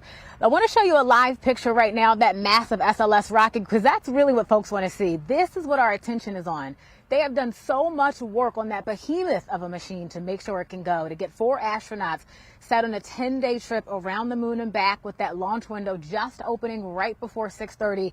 Let's get to your Cape Canaveral community correspondent, James Barbero. He's just a couple feet away from me, handling the preview of what it takes to get this thing off. James, good morning. Hey, Lauren. Well, it takes a huge effort. Tens of thousands of workers, as NASA's administrator will tell you. And they've had to work through some issues this pre-launch campaign, just like they had to do during Artemis 1 4 years ago. The root of that stems from fueling the rocket. They ultimately had to come back to the vehicle assembly building, the building behind me with the rocket, before rolling it out again just a couple weeks ago. Listen more to one of the mission managers about the team's resilience getting that rocket back to the pad and in position to launch the astronauts tonight.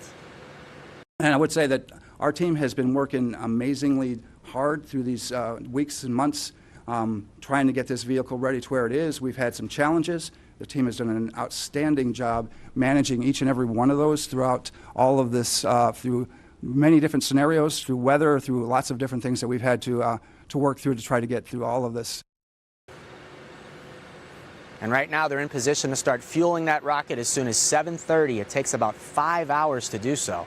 So we're going to have to pay attention to every step along the way in case anything pops up again. But again, for right now, Victor Glover, Reed Wiseman, Christina Cook, and Jeremy Hansen, they're preparing to wake up in about 3.5 hours, 3 hours technically, and then they will go around the moon farther than any crew ever before, Lauren. Well, James, the big question today is, will they be able to do this on the first try? We lost our light. This is live TV, folks, so anything can happen, but bear with us. They learned from Artemis 1 that there's going to potentially be an over and over and over again sort of element to this. So let's get to News 6 space expert Eric Von Inken. He takes us back in history for a look at what they've learned. Last time in 2022, when I was at the Kennedy Space Center, as NASA tried to get the same moon-bound rocket off the ground for the Artemis 1 mission, it took 3 different tries over 4 different months. No leaks, no issues, no problems until right around 9 o'clock. That's when we heard that there was a hydrogen leak. So look, while the biggest crowds will be on the Space Coast today, you may not actually have to be in Brevard County to see or maybe even hear this as well. Check it out.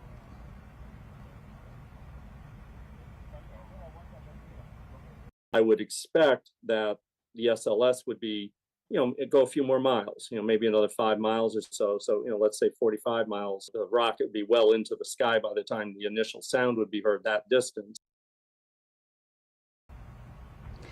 So technically, to be able to hear it, that 45-mile range would put you as far away as downtown Orlando. So we've got a pretty expansive coverage area. We're not leaving folks out here. You could even hear it in DeBerry, parts of Orange City, maybe even St. Cloud. We're talking to you as well. Daytona Beach even getting some of those decibels, right? Depending on sort of the wind and the noise. I know Chief Meteorologist Candace Campos talked about that too. We want to show you a map, make it a little easier for you. So this is what NASA shared for us yesterday. This is of when you should look up to maybe catch a glimpse of this rocket, right? Looks like much of Florida and a little bit of Georgia even, they will have a shot at seeing this historic launch. Of course, if you're trying to hear it from farther inland, a clear line of sight and a quieter spot, obviously that would make all the difference. So again, that 2-hour launch window opens just before 6:30 tonight. It'll be at 6:24. A lot of things have to happen leading up to it. Fingers crossed. You heard James talk about when they'll begin fueling in about an hour. So we have so much more coverage live here. Of course, we'll be streaming all day as well. You can count on News 6 to bring you up to the minute coverage, up to the second, really. Live on News 6, clickorlando.com, News 6 Plus. Again, our live special coverage is going to start at 2 o'clock. That'll be on News 6 Plus. And again, clickorlando.com. Lewis, I'm going to ask you to just hold down the fort for me in the studio. We're going to keep talking about this live, but for now, you got to get to some other news. Yep, I've got you, Lauren. And the Jacksonville Jaguars are coming to Orlando in 2027. The team will play at Camping World Stadium while Jacksonville Stadium is renovated. It is a move that has been in the making for quite a while, and now the NFL has made it official. News 6's Stephanie Rodriguez is live at Camping World Stadium with those details. And Steph, this is a big deal for Orlando. Lewis, it absolutely is. It is a chance for the City Beautiful to prove that it can handle NFL games here at Camping World Stadium. And it comes as city leaders try to market Orlando as a sports destination. Orlando is going to be an NFL city for one season. The NFL voted unanimously to move the Jags here for 2027. One word, awesome. We've been working on this for a while to bring a regular season game of either the Bucs or the Jags, and now we have not just one, but a whole season's worth in 27. The team will call Orlando home while its field, Everbank Stadium, undergoes a $1 billion renovation. The team will play home games at Camping World Stadium, which itself is undergoing a $400 million facelift to add more seats, premium suites, and give it a new metallic exterior. That work is expected to be done in time for the Jags' big move. Orlando leaders helped make the city a frontrunner with a $10 million sports incentive package in hopes of getting the Jaguars and more NFL games in the future. So Orlando, we need to make sure we have a sold-out stadium for every one of these home games and bring that Orlando energy to root for the Jags. So if you're wondering what matchups you'll be able to see here at Camping World Stadium, the Jags' partial home schedule for 2027 includes games with the Buccaneers, the Dolphins, and the Bills. Reporting live at Camping World Stadium, Stephanie Rodriguez, News 6. Looking forward to that, Steph. Thank you. Today, the Supreme Court is hearing a case on birthright citizenship, and President Trump says he plans to attend in person. The Fourth Amendment says persons born within the United States are citizens of the U.S. But in an executive order, the Trump administration argues the statute does not apply to the children of people in the country temporarily or illegally. Lower courts have ruled that the order is unconstitutional.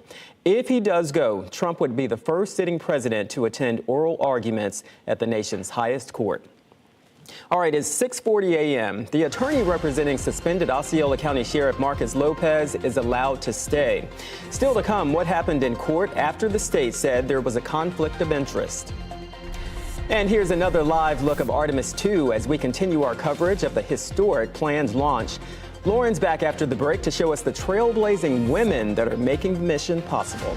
Candace? There's something so nostalgic about seeing almost an orange rocket back on the pad, right? All right, let's look at those rain chances for today. Coverage not extremely high, still worth a mention. We'll be talking about that 20% chance of rain and when coverage is expected to go up this week, coming up in minutes. I'm sure there's a little dedication there to the shuttle program. Right now, Champions Gate, you're looking good, starting to see some of those brake lights, but really starting to see the delays out of Poinciana. Coming up, we'll take a closer look. This portion of the news is sponsored by Advent Health.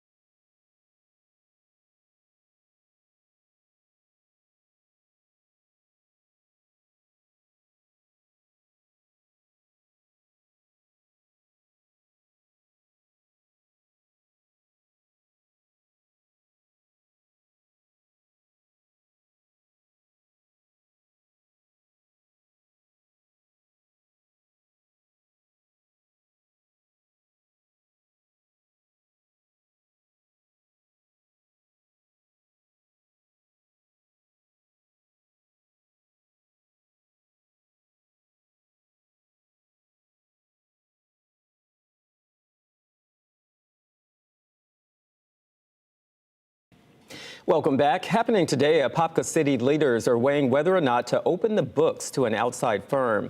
This audit would look at things like the city's bill payments, Camp Weewa, and a payment by the Farm Workers Association.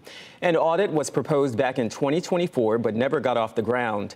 Leaders are set to vote on this audit at today's meeting at 1:30.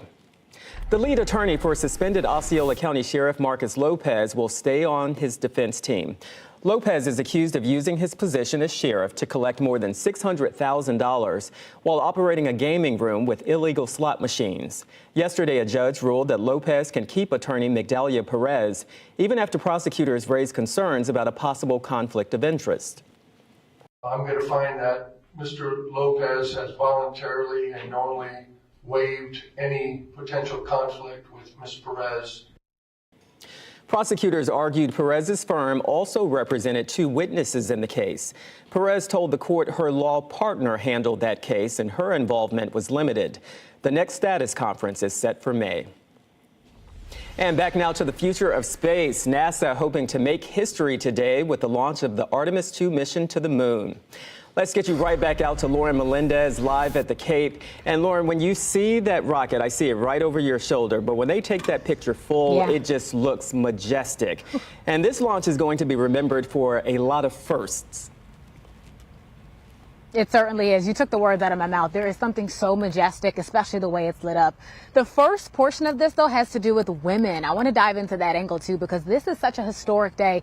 You really can't talk about human spaceflight. You can't talk about Artemis without thinking about the incredible role that trailblazing women played.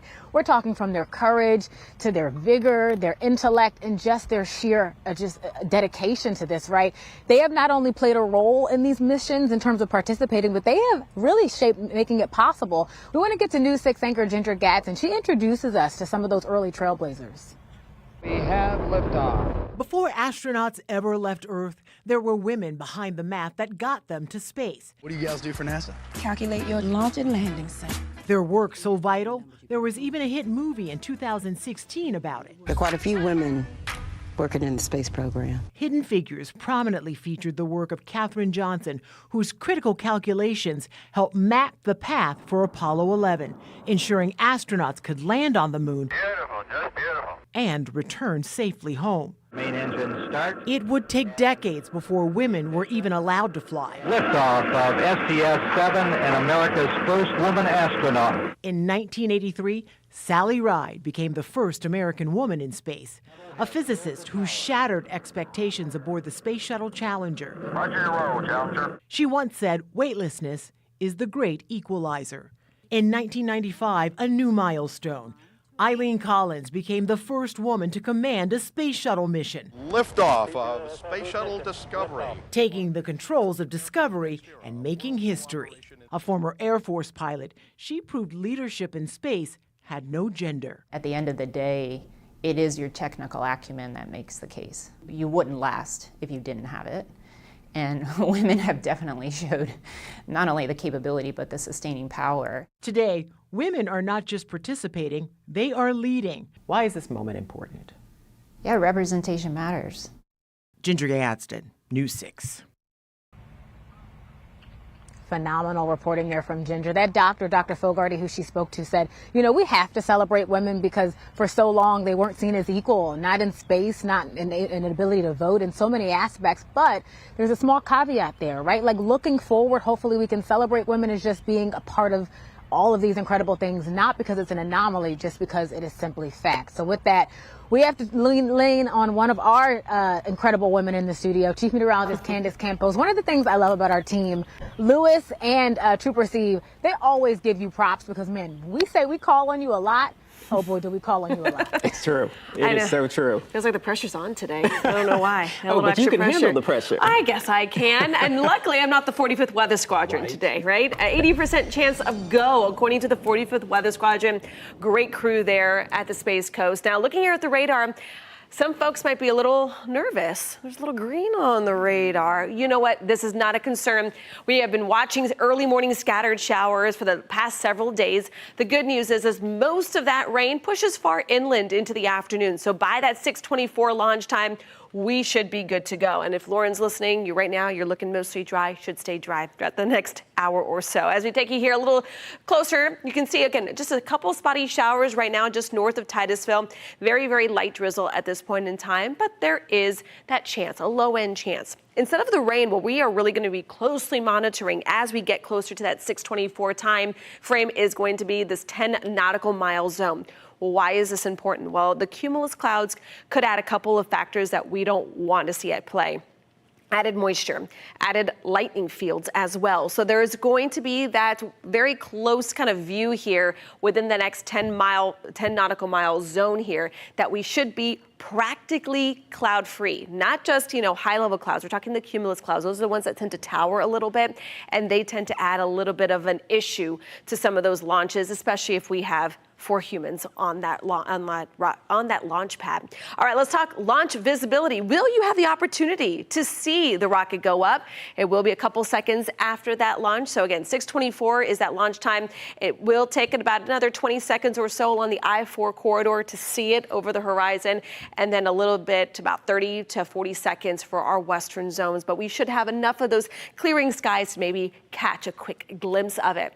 Now the next question is will you hear the rocket roar? No sonic booms. We're not watching this rocket, or at least the booster, come back, but there is a possibility about 45 miles outwards. That takes us like to almost close to downtown Orlando at that point, right along the 417, where we will be able to maybe, if you really pay attention, hear that rocket roar. Looking at those wind gusts, the winds will help send in a lot of those sound waves out towards the western side here.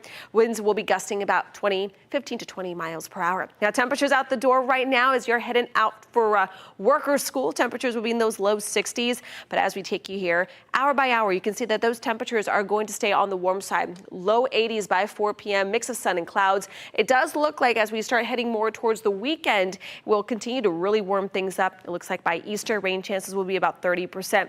Hopefully we can get this rocket off the ground today because we are adding a little more rain to the mix for tomorrow. Now let's check on those roadways with Trooper Steve. So many people visiting from out of town. I'm pretty sure they're like, yeah, please, I'm trying to get out of town tomorrow. Not me, you guys. 58, I'll be here with you bright and early in the morning. Eastbound I-4 at 429, slow, but not too bad. And then Poinciana, we're seeing our routine stuff. So Pleasant Hill northbound towards Orange Blossom Trail, but 436 through Azalea and Seminole, doing quite well. And then the westbound lanes of I-4 starting to slow down a little bit at Lake Mary. You can catch Trooper Steve on patrol 2:30 and 8:30 p.m. Click Orlando.com, YouTube, and News 6 Plus. You're watching News 6 Mornings. We'll be right back.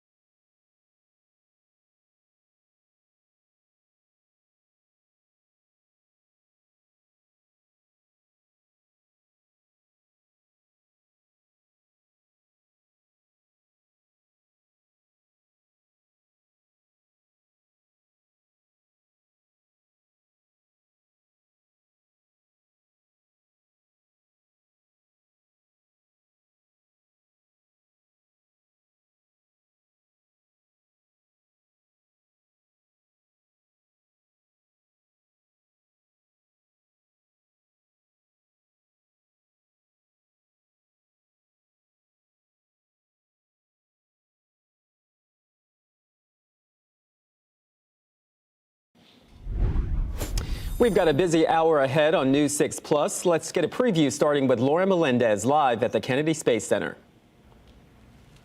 Well, Lewis, it is a day many people have been waiting for. When I say many, I mean millions. We are potentially just under 12 hours away from one of the biggest space launches ever in history. We're talking about Artemis 2. Let's get you a live look at that rocket, right? That is the star of the show. That massive rocket is on the pad. If all goes according to plan, 4 astronauts will lift off on a 10-day trip around the moon and back. All of it, of course, to set up an eventual return to the lunar surface. Now, fueling it, that'll get underway in about the next hour. We're going to check in with your community correspondent, James Sparvero, in just a moment. But first, let's get to Mark Lehman, who's out there at Spaceview Park with some of the folks who are watching this.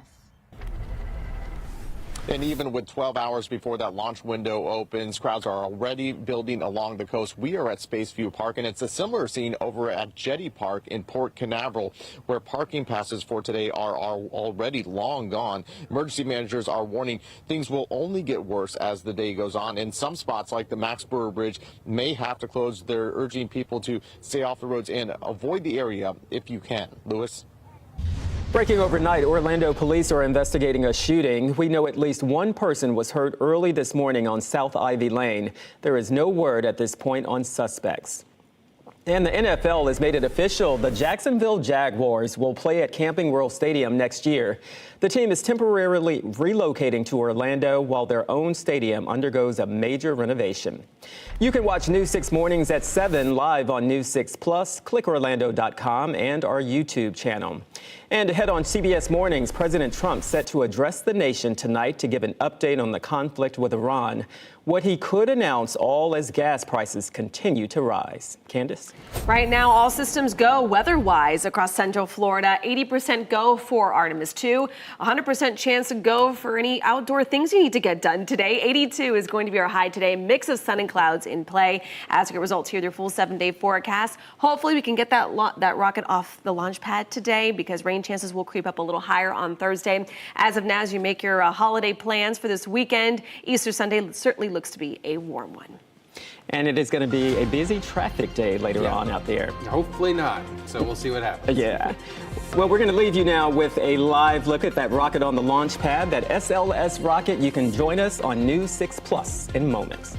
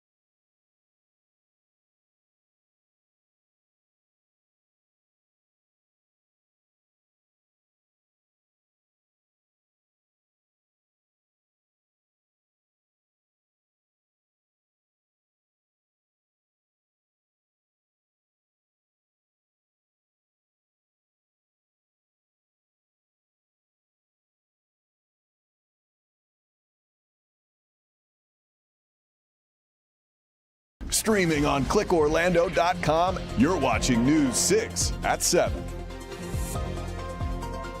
Well, we are in the final hours of countdown along our space coast as NASA hopes to launch its historic Artemis 2 mission around the moon. I'm Lauren Melendez, live here at the Kennedy Space Center for you, not at the Space Station. We'll be bringing you all the angles you can think of ahead of this historic launch. And many are already camped out looking to witness history in person. I'm Mark Lehman, live in Titusville. The warning from Brevard County leaders this morning when it comes to big crowds. And we are looking at some pretty nice weather for all those crowds from the coast, even inland. Right now, we're talking about an 80% go weather-wise for launch later on today. We'll have more details on your full forecast in minutes. From the classroom to a jail cell, what a former local teacher is accused of doing with a 13-year-old that led to his arrest. And the pain at the pump only getting worse. The new update on gas prices overnight, all as President Trump prepares to address the nation about the war in Iran. Well, good morning on your Wednesday. It is 7 a.m. I'm Lewis Bolden. And I'm Lauren Melendez, again, back here live at the Kennedy Space Center, not station. I'm starting to get delirious now because I still haven't had my coffee. But we are excited. In just about 11 hours and 22 minutes, this is when we are expecting to see 4 astronauts, 4 incredible human beings, be launched into space. This is going to be incredible, paving the way for eventually having a full lunar landing. So this morning we have live team coverage for you. We got the whole gang out here, from your Cape Canaveral community correspondent, James Sparvero, who is also at the Space Center with me, Mark Lehman as well, who is live where launch watchers are already waiting. But of course, the biggest question today is, will that weather cooperate? We got Chief Meteorologist Candace Campos standing by with a look at how things are going so far. Yeah, things are going to look pretty good, not only along the coastline, but even across our inland zones. We might have just enough of those clearing skies to even catch a glimpse of that rocket, even if you can't make it out towards the coast. The weather is really going to look pretty nice today. We're at 75 degrees by that rocket launch time there on 6:24. As of right now, Lauren, the 45th Weather Squadron, they're giving it an 80% go. The reason why it's on a little higher is because of this scattered cloud cover around that launch pad, around that 10-mile radius, nautical mile radius there at around 6 to 7 o'clock. There will be some intermittent clouds. We need to be cumulus cloud free in this zone at launch time. Just the clouds tend to add a little extra moisture, the possibility of kind of a lightning field, that electricity field also possibly in the mix, although conditions again are looking very, very good. Rain chances on the low side. We'll have a couple coastal showers this morning. Any chance for rain later on today will be pushing much further inland, so rain will not be a concern for any of those rocket watchers as we head a bit closer towards that launch time. All right, now let's toss it back to Trooper Steve, because we are still talking about a lot of people heading out to the coast later today. Absolutely. Lauren, if you look too far to your left, Tony DeGopel's over there from CBS this morning hanging out with you. Northbound Pine Hills Road. I know everyone's talking coast. I got other things to talk to you about this morning. North Pine Hills Road shut down this morning right now for a crash that's taken place on North Lane. This is going to be south of Clarkona Coe, north of State Road 50, so be careful. And those eastbound delays over on I-4 and Champions Gate by 429, really settling and pretty steady this morning. So please make sure you're paying attention as you're cruising out there. What do you need me to do? I'm hearing the producer. Gotcha. We're going to send it back out to Lauren Melendez. Lauren, what you got for us? Don't you just love live TV, Steve? I got you covered. So we are back here live at the Kennedy Space Center. I'm going to check over my shoulder. I can cheat because I got the countdown clock. 11 hours, 20 minutes, and 1 second to a T. That is how long we have until we possibly can see the historic Artemis 2 moon mission actually take off from that launch pad.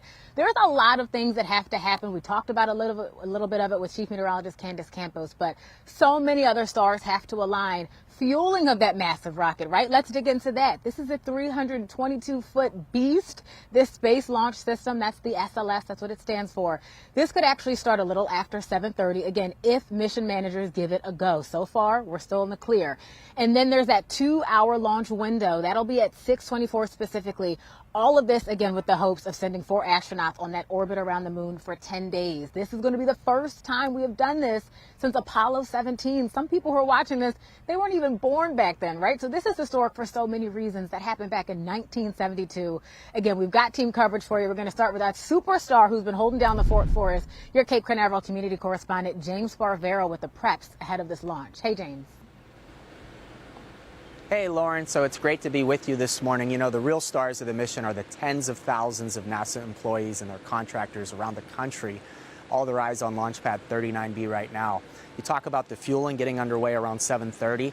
Well, that takes about 5 hours, and we have to pay particularly close attention to that time frame because in 2022, this is when on 2 occasions, NASA had to scrub their launch attempts, and then it would be a couple months later when Artemis 1 finally got off the ground.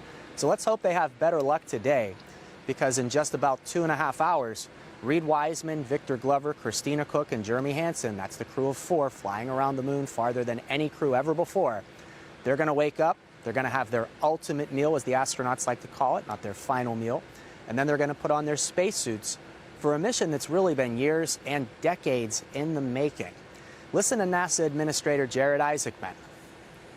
We're fulfilling a promise that began more than 35 years ago for America's return to the moon as a stepping stone for all the things that we are going to do farther out into our solar system, like someday American astronauts planting the stars and stripes on Mars. So you're doing it for the scientific potential, the economic potential. So, Lauren, as all the journalists are now gathering here as sunrise is now, and we're starting to really feel like it's getting real out here, I'm seeing one local reporter who's holding a basketball as a prop, and I know exactly what he's talking about, even though I can't hear him. So basically, if you want to imagine the astronauts flying around the moon, how far they're going to be, about 250,000 miles from the Earth, NASA has said that the moon to them, looking out of their Orion capsule, will look like if you had a basketball in the palm of your hand and you held it in front of your face. Just imagine that. That is incredible. Man, you are just a breath of knowledge, James. Don't go anywhere. We're going to talk to you a little bit later, but first we have to talk about all the folks who are here right now. This launch is so massive that it is bringing folks from all around the world. James mentioned those journalists. They're showing up. The gnats are pretty excited, too. They're starting to eat us up out here. I've got the off spray just a couple feet away. I'm going to be grabbing that in commercial. But we do have to, again, talk about all of our visitors who we welcome here to Orlando. This is major, many of whom have been sleeping outside, camping and waiting for this. News 6's Mark Lehman. He is live at Spaceview Park with some new friends talking about their journey, some even extending their vacations. Hey, Mark. Hey, we spoke with some families who changed their plans, knowing this could be their only chance to witness this historic launch. Out here in Titusville, we're seeing more and more people show up by the minute. A lot of chairs lined up along the Indian River. That's because just across the water is that perfect view of the 322-foot-tall rocket set to take 4 astronauts on a trip around the moon. Now, a lot of popular viewing spots along the Space Coast have been beginning to fill up with people looking to secure their spot for today's Artemis 2 launch. Over in Jetty Park at Port Canaveral, campers are already in place with a front row view. People we spoke with say they're thankful to have gotten a reservation at the high-demand campsite. One man visiting from New Hampshire told us he's seen launches before, but never with astronauts on board. This is huge. This is, to me, is history. Watching this, if these astronauts go up and do what they're going to do, it's going to be just awesome. Unbelievably lucky to be here. And for other people who haven't seen it, take a trip down and see it. Now, with the demand to watch the launch, day passes for parking at Jetty Park are sold out, and annual pass holders are not guaranteed entry. Lots will remain open until capacity is reached. Brevard County also put out some advisories. The Amex Brewer Bridge in Titusville may close traffic before the launch and will be shut down 1 hour after to allow people to cross safely. Parking on the side of highways and causeways is prohibited, and once the launch is complete, traffic will be funneled east on State Road 528 to A1A and then south to State Road 520. Now, for the situation out here in Titusville at popular viewing spots like this one, things are only expected to get more and more crowded throughout the day. Traffic will be an issue as well. And all this is leading up to that launch time, which is set for 6:24 this evening. For now, reporting live in Titusville, Mark Lehman, News 6. Yeah, this is not the day for folks who don't have patience. And if they're out here, they're going to be tested today. Mark, thank you for that preview and giving us that heads up. Look, we cannot talk about Artemis without talking about the historic people. This is what makes it so incredible, is that this is a manned mission. So I want to introduce you to the crew. We've been covering them leading up to today very in depth. We want to first start with the woman who is going to be aboard that spacecraft, Christina Cook. Again, she will become the first woman to orbit the moon. This is also a major deal just for everyone, because we've talked about in terms of equity and equality in space. Then we have mission pilot Victor Glover, who will become the first black man to fly around the moon. And then we have Canadian Space Agency astronaut Jeremy Hansen. He will make history as the first for his country. Finally, the crew includes Commander Reed Wiseman, who serves as NASA's chief astronaut. Now, here's the thing. You heard Lewis and I joking about this yesterday. There's one group of people who love space. They want to do this at all costs. And then there's some who are questioning those costs, thinking, why the heck are we even out here? Why are we doing it? Why is this such a big deal? Well, we've done this decades ago, but now the stakes are even higher. News 6 anchor Matt Austin, he actually spoke to a senior space editor for a company called ARS Technica in terms of why America technically has to be the first to do this. The future of this country and other countries around the world actually is tied up in outer space. So I would just ask, your viewers is if in the 2030s you see Chinese astronauts sort of developing facilities on the surface of the moon, is that something that they would be comfortable with? Would we as a nation be comfortable with? So yeah, it kind of puts it into perspective, right? We're not the only ones who are trying to advance technology and who are curious about what lies beyond our Earth. I want to get you a number that I just thought was mind-blowing. Matt has this in his story. According to NASA's Office of Inspector General, total spending on Artemis has reached, wait for it, $93 billion from 2012 through 2025. His story on clickorlando.com has some context in terms of all of what that money can be used for in other ways. But again, we are hoping to see it be successfully used for today in just a few hours. I want to remind you as well, you can count on News 6 to bring you complete coverage of this Artemis 2 launch. Our live team coverage is going to begin at 2 this afternoon. That'll be on News 6 Plus and clickorlando.com. Of course, we're going to have much more throughout the day, especially the trailblazing women who are making this mission even possible. Lewis. And Lauren, Chief Meteorologist Candace Campos warns us about a lot of things, including the bugs. So I'm glad to hear you brought that bug spray with you. Yeah. We'll check back in with you a little bit later on. Lauren, thank you. And we are following breaking news overnight in Orlando, where police are investigating a shooting. It happened just before 1 this morning on South Ivy Lane, right near Carter Street. Police confirm at least one person was shot. We don't have any word on their condition or possible suspects, but as soon as we get any updates, we will let you know. Right now, a former Seminole County teacher is locked up and facing charges, accused of having a sexual relationship with a 13-year-old. According to a police report, Daniel Lalive used his position as the girl's teacher at Tuscaloosa Middle School to spend time alone with her, and even dated the girl's mother to get closer to the teen. Investigators say it all led up to Lalive sexually battering the girl. He is currently being held without bond. In just a matter of hours, President Trump is set to deliver a primetime address for what is being called an important update on Iran. It comes after the president told reporters yesterday that his administration is continuing negotiations and could possibly end the war in the next few weeks. Now, it's possible that we'll make a deal before that, because we'll hit bridges, and we've hit some. We'll hit some bridges. We've got a couple of nice bridges in mind. But if they come to the table, that'll be good. The president's speech tonight comes as gas prices in the U.S. climbed to more than $4 a gallon this week, marking the first time they've been that high in nearly 4 years. According to new numbers released overnight by AAA, the average price for regular in the country is $4.06 a gallon. That is up 4 cents from yesterday. Here in Florida, the average is $4.22 a gallon, $1.33 higher than a month ago when prices were $2.89 a gallon. All right, the time now is 7:13. Still to come on News 6 Mornings, rezoning in Central Florida's largest school district. Ahead, the plans being discussed in Orange County that will lead to hundreds of students switching schools. But first, we'll go back out to Lauren Melendez live at the Kennedy Space Center and take a look at the impacts the mission will have on the crew's health. Candace.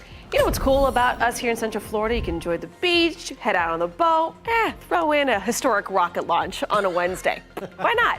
So if you're planning on enjoying the beaches today, just do be aware the surf's still about 3 to 4 feet. High risk of rip currents for beachgoers and boaters. Make sure to stay out of that zone, especially around rocket time, 4 to 5 foot seas. We'll have more details on what you can expect on land coming up in minutes. Yeah, you won't have to worry about meeting troopers there. You'll meet the Coast Guard. Oh, yeah. That's who scary. I want to hang out with. Listen, we are blessed to live here in Central Florida right now. I-4 looking pretty good. No major issues. Our roadways are doing okay with our routine hotspots. Watch out while you're driving in Titusville. Here's your drive times.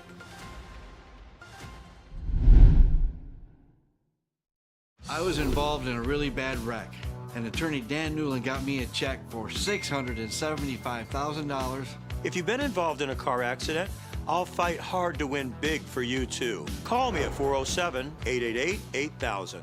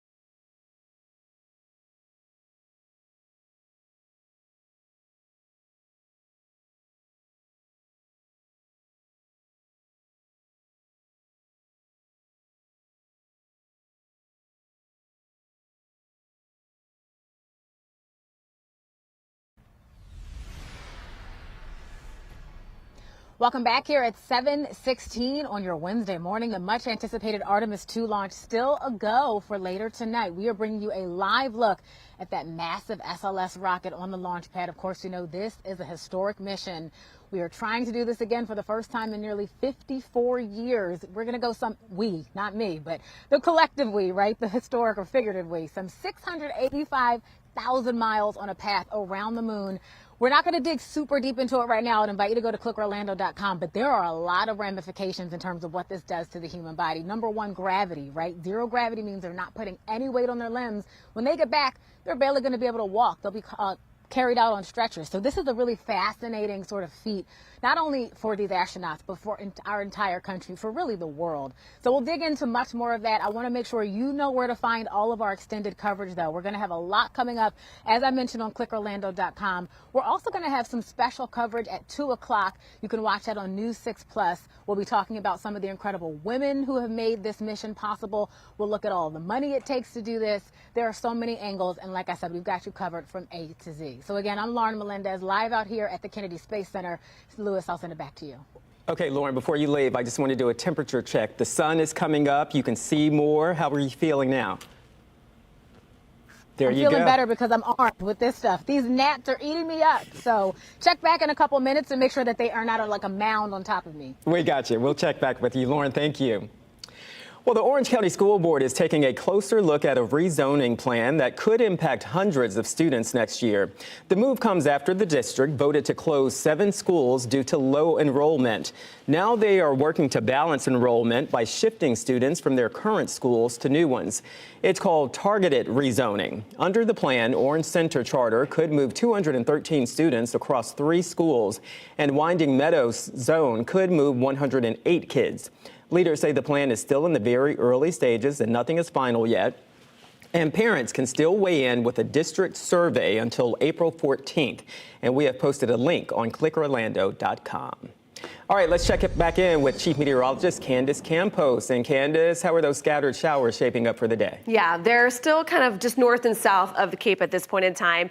But just because we have rain this morning doesn't mean that this is going to be a big concern this afternoon. That News 6 weather app is going to be really handy, especially over the next couple of days as the rain, while it is spotty, could come in and out throughout the day. I think today that we will stay mainly dry. We have just a couple little spotty showers. We've been talking about this just north of Brevard, South Volusia, just south of Edgewater right now. Some pockets of some light to moderate rain hitting some of the barrier islands there, just south of Palm Bay right now, also dealing with some scattered showers.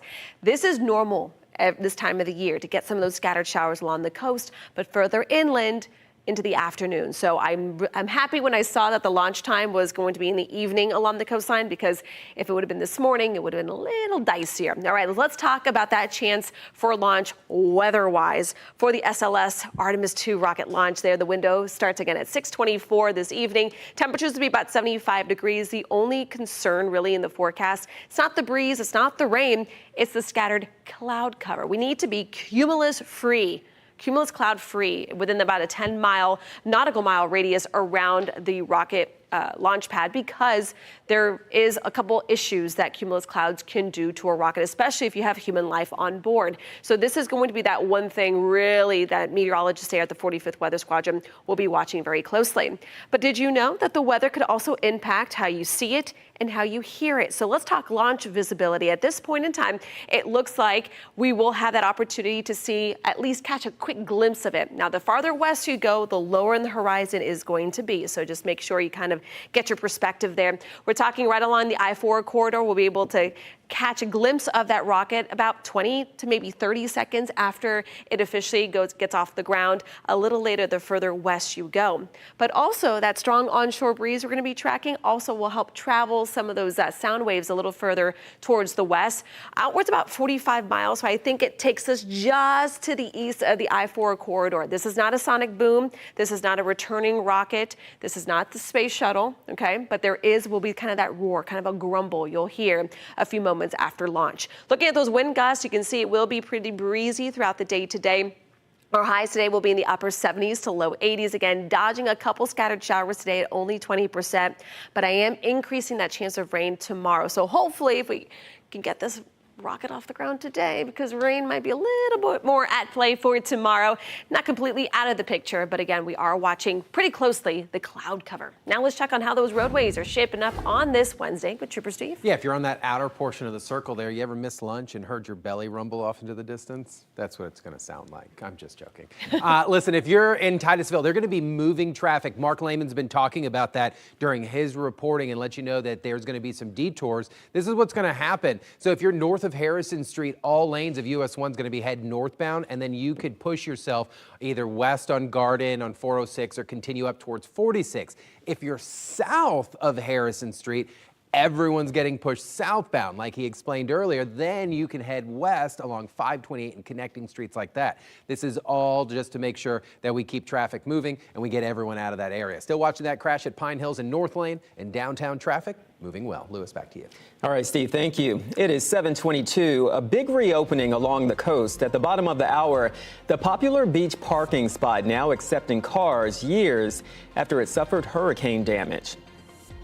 But first, a big move by Tiger Woods following his most recent arrest. What the legend says he will do now that will take him away from the golf course.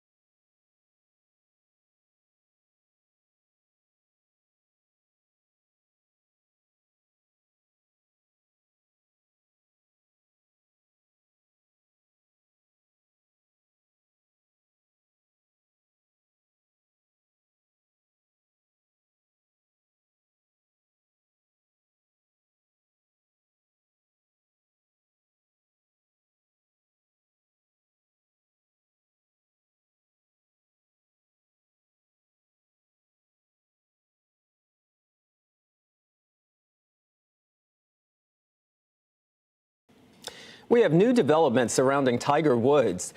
The golf legend says he'll be stepping away for a period of time to seek treatment after his DUI arrest in South Florida last week. That charge followed a rollover crash where deputies say Woods seemed impaired. 2 pills, later found to be painkillers, were found in his pocket, according to the arrest report. This is not Woods' first DUI. If this goes to trial, Tiger Woods' past DUI and any previous accidents will not come into evidence. Woods addressed his arrest for the first time on social media. He said in part, "I know and understand the seriousness of the situation I find myself in today." He continued saying stepping away is necessary to work towards recovery. All right, still to come on News 6 Mornings, our live team coverage of the Artemis 2 launch. Lauren?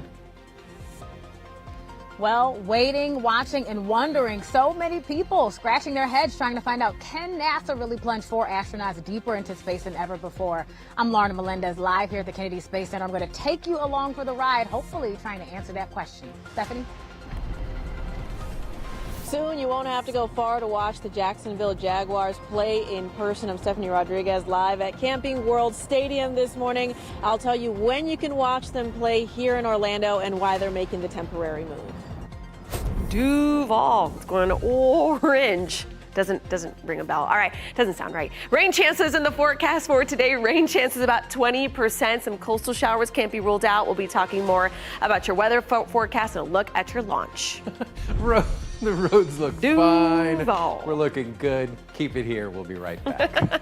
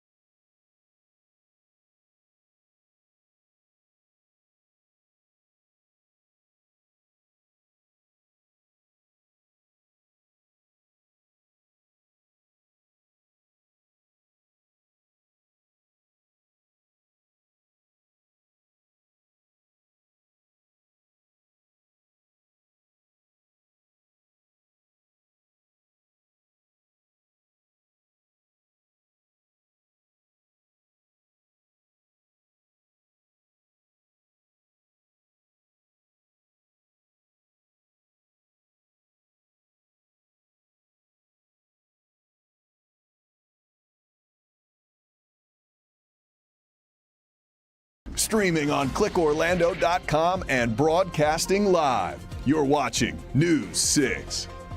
We are at 80% go weather-wise for the Artemis 2 launch. Later on this evening, it is a big deal. Temperatures will be about 75 degrees. Only concern will be those scattered clouds. Now, no matter what you're doing outside today, temperatures are going to cooperate. Low 80s, just a few passing showers can't be ruled out.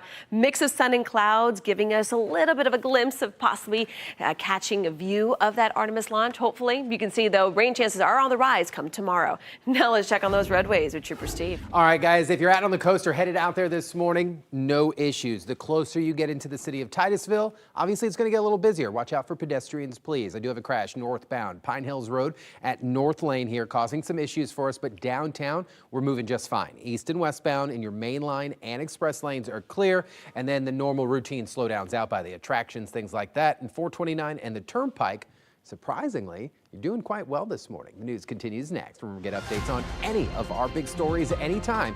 Just make sure you head to clickorlando.com.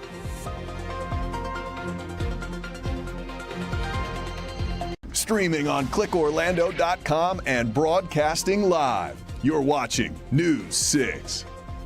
Good morning. It is 7:30 on your Wednesday. I'm Louis Bolden. Let's get a check of our top stories. We are counting down to the launch of the Artemis 2 mission to the moon. The 2-hour launch window opens just before 6:30, and right now everything is looking good. We'll head back to Lauren at the Cape in just moments. Breaking overnight, Orlando police are investigating a shooting that left at least one person hurt.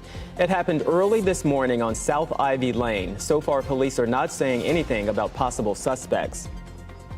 The Jacksonville Jaguars will soon be taking the field in Orlando. The league has signed off on the team using Camping World Stadium for home games next year while their stadium is renovated. And back now to our big story this morning, the launch of Artemis 2, now potentially just hours away. Lauren Melendez is out at the Kennedy Space Center this morning. And Lauren, let's see, are you pacing? Are you hydrating while you're out there? Let me get my props here. I got my handy dandy water. Yes, I am pacing. I am hydrating. I don't know who's having a better time, if it's me or the Nats, because they are certainly out here in full force. Candace and Steve both gave me like some heads up. When you get out there, make sure your arms are covered. So look, we're good to go. I'm excited, as are millions of people who are watching for this historic day, hoping to send 4 astronauts around a mission to the moon. 10-day trip, but it can only start today if we have good weather. So with that, let's talk about it. Chief Meteorologist Candace Campos, you've been tracking this forecast very closely. So many stars have to align. Really do. At this point in time, Lauren, does look like we are going to stay mainly dry by about that 6:24 time frame there. It will be breezy, so it will make conditions at least feel a little nicer along our coastline. High risk of rip currents, so still, if you're planning on enjoying the beaches along with a rocket launch. The biggest concern really is going to be the cloud cover, not because we're expecting a whole lot of it. We just need to be cumulus cloud free for about 10 nautical miles around the Cape later on today. Right now, looking at the radar, we are mainly dry on land, but we are tracking just a couple scattered showers to the north and south of the Cape right now. We're just south of Oak Hill. You can see Allenhurst right now, approaching Scottsmore in the next 10 to 15 minutes, and a couple spotty showers, little pocket of some moderate rain right there through Melbourne Shores, Grant Valkyria as well. We are going to be staying very nice over the next couple of hours. As of now, it does look like conditions are again 80% go for launch as we take you here, our launch crate Union camera. We're holding at a temperature of 60. We'll have more details on how the weather will also play a role on the sights and sounds of Artemis, even for folks staying inland later on today. All right, let's see how those roadways are shaping up this morning with Trooper Steve. This is such a big deal. It's really cool stuff. But right now, downtown Orlando, we're kind of busy. So make sure you're paying attention. Increase the following distance because we're all focused on this rocket stuff.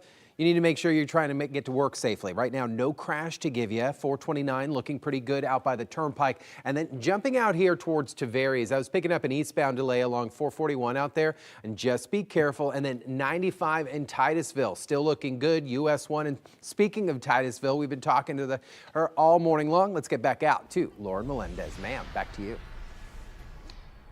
All right, Steve, thank you so much. Okay, we've been talking about the excitement. We are now under 11 hours away. The official countdown clock, 10 hours, 50 minutes, 33 seconds. So cheating a little bit, I got it over my shoulder. But this mission is so historic again, guys, because this will be the first crewed mission, the first one in 54 years. That's why it's major, and that is exactly why NASA has to get it right. So let's show you the rocket, the star of the show, that massive SLS behemoth that is on the pad right now. It's been there now for a few days.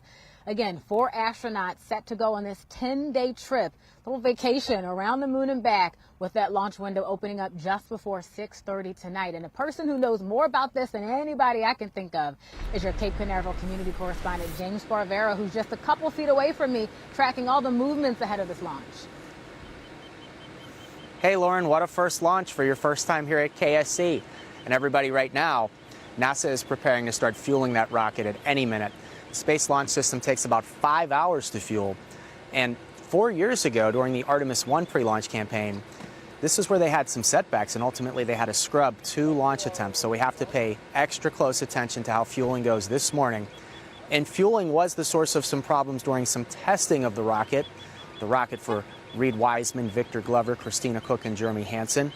But I want you to listen to one of the mission managers talking about the resilience as the teams worked through those issues and got us here to the countdown today. And I would say that our team has been working amazingly hard through these weeks and months trying to get this vehicle ready to where it is. We've had some challenges. The team has done an outstanding job managing each and every one of those throughout all of this, through many different scenarios, through weather, through lots of different things that we've had to work through to try to get through all of this. Yeah, now as soon as tonight, 8.8 million pounds of thrust on the SLS rocket could send those astronauts farther than any crew ever before. Lauren, they're going to wake up at 9:30 this morning, have their ultimate meal, and then put their spacesuits on. I know they must be the most excited people in the entire world today. Man, James, it's those spacesuits that get me. We've had some really cool graphics in the studio. We've been showing you some previews of them. I mean, they look so incredible. They're excited. We're excited. The big question today, though, is can they do this on the first try? This is the same question they asked years ago for Artemis 1. We want to get to our space expert News 6 anchor, Eric Von Enken, who has a look back at history in terms of this angle. Last time in 2022, when I was at the Kennedy Space Center, as NASA tried to get the same moon-bound rocket off the ground for the Artemis 1 mission, it took 3 different tries over 4 different months. No leaks, no issues, no problems until right around 9 o'clock. That's when we heard that there was a hydrogen leak.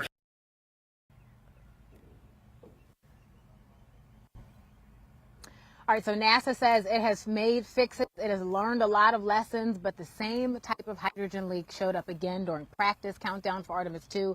We watched it. We were sort of all holding our breath.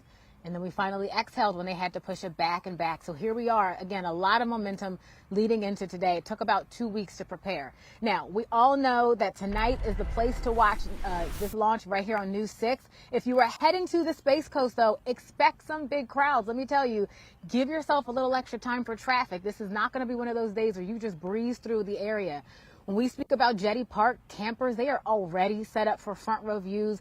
In fact, we actually talked to a man who says that he was looking for a site, or an area, I should say, that was in pretty high demand for this launch, and he was very fortunate to have secured a spot. We're so lucky to be able to come down here and get this. It's a niche down here. Oh, it never gets old to see the rockets go up off the Space Center. And this is huge. This is, to me, is history. Watching this, if these astronauts go up and do what they're going to do, it's going to be just awesome. And he is one of so many who feel the same way. While the biggest crowds will actually be on the Space Coast today, you may actually not have to be in Brevard County to see, maybe even hear tonight's launch. Check this out. I would expect that the SLS would be, go a few more miles, maybe another 5 miles or so. So, let's say 45 miles. The rocket would be well into the sky by the time the initial sound would be heard that distance. So to actually be able to hear it, that 45-mile range, that would actually put you as far down as downtown Orlando. So we've got a lot of coverage area for this. DeBerry, even parts of St. Cloud, Orange City, you may be able to hear it too. Daytona Beach, depending on the wind specifically, and again, the other noise around you. So there are a lot of factors, not only to get this thing to go, but of course so that you can be a part of it and experience it too. I want to show you a quick map though to help you out. NASA actually shared this yesterday of when you should look up to try and catch a chance to see this behemoth. Much of the Florida area and even a little bit of Georgia, they will have a shot at seeing this historic launch as well. If you're trying to hear it from farther inland though, again, a clear line of sight and a quieter spot could make a difference. Before we wrap up, Mac, I wanted to just pan over. Remember we said so many people were here? I want you to look at all of these tripods. Those are going to be filled with journalists. And as we take you over to the entire area, all of those tents, this entire little stretch here at the Kennedy Space Center, it is going to be full of people. Just to give you an idea of how massive this is. Again, that 2-hour launch window opens up just before 6:30 tonight. And of course, a lot has to happen first. We've got so much more coverage ahead here from the Cape, including a look at the trailblazing women who are making this happen little pat on the shoulder just because I get to be a part of that group. And of course, you can count on News 6 to bring you extended coverage from now throughout the rest of the day. Our team coverage is going to begin special coverage at 2 o'clock. You can watch that on News 6 Plus and clickorlando.com. All right, I'm going to take a sip of water, Lewis, and send it back to you. There you go. Stay hydrated. Lauren, thanks. We'll check back in just a little while. The Jacksonville Jaguars are coming to Orlando in 2027. The team will play at Camping World Stadium while Jacksonville Stadium is renovated. It is a move that has been in the making for quite some time now, and the NFL has made it official. News 6's Stephanie Rodriguez is live at Camping World Stadium with those details. And Steph, this is a pretty big deal for Orlando. Absolutely, Lewis. It is. This is the City Beautiful's opportunity to prove that it can handle NFL games here at Camping World Stadium. And it comes at a time that Orlando leaders are trying to market the city as a sports destination. Orlando is going to be an NFL city for one season. The NFL voted unanimously to move the Jags here for 2027. One word, awesome.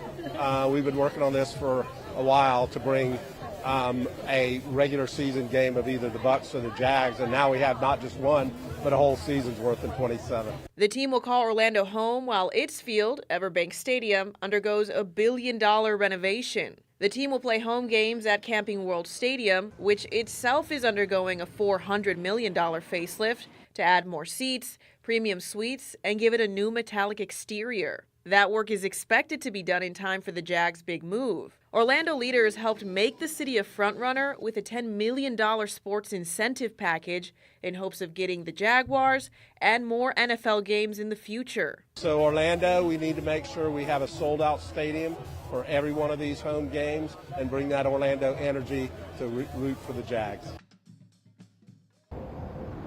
Now, if you're wondering what matchups you'll be able to see here at Camping World Stadium once the Jags are officially here, the 2027 partial home schedule for them includes games with the Dolphins, the Bills, and of course, the Buccaneers. Reporting live at Camping World Stadium, Stephanie Rodriguez, News 6. A lot of people are looking forward to this. Steph, thanks for that update. And today, the Supreme Court is hearing a case on birthright citizenship, and President Trump says he plans to attend in person. The 14th Amendment says persons born within the United States are citizens of the U.S. But in an executive order, the Trump administration argues the statute does not apply to the children of people in the country temporarily or illegally. Lower courts have ruled that the order is unconstitutional. If he does go, Trump would be the first sitting president to attend oral arguments at the nation's highest court.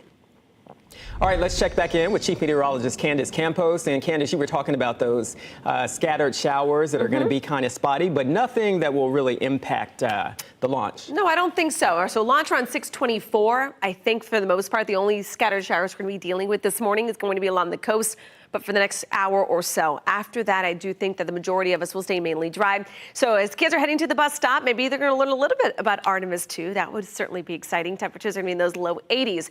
Now, speaking of the forecast rain chance wise, again, 20% this morning along our coastline. Further inland, we'll have a couple spotty showers into the afternoon, but coverage for the most part, low end, 20% or so.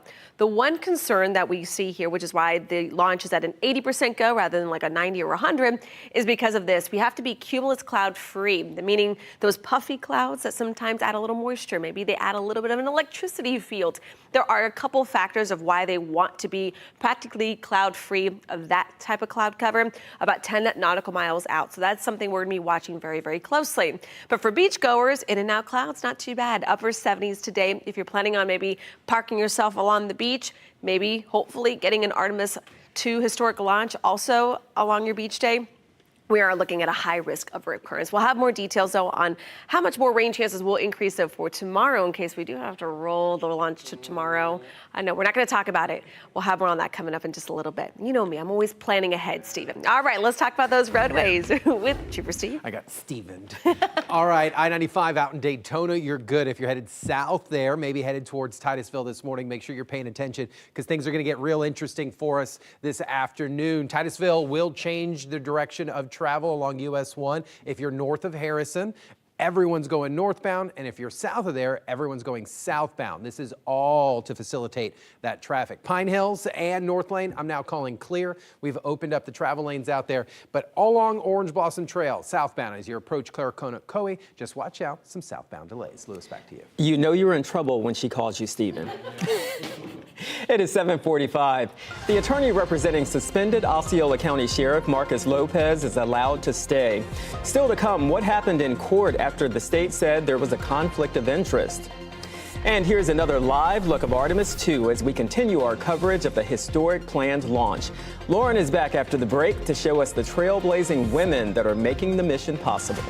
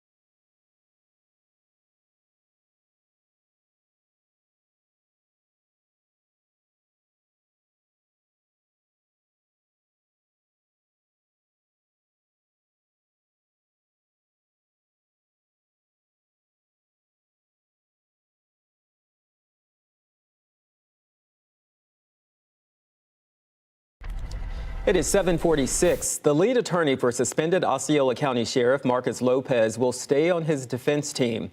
Lopez is accused of using his position as sheriff to collect more than $600,000 while operating a gaming room with illegal slot machines. Yesterday, a judge ruled that Lopez can keep attorney Migdalia Perez even after prosecutors raised concerns about a possible conflict of interest. I'm going to find that Mr. Lopez has voluntarily and knowingly waived any potential conflict with Ms. Perez. Prosecutors argued Perez's firm also represented two witnesses in the case. Perez told the court her law partner handled that case and her involvement was limited. The next status conference is set for May.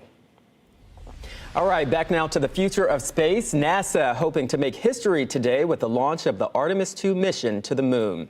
Let's get you right back out to Lauren Melendez live at the Cape. And Lauren, this launch is going to be remembered for a lot of firsts. Oh, a lot of firsts. Look, Lewis, we talked about the angles in terms of how this affects the human body, right? Going this far away from Earth.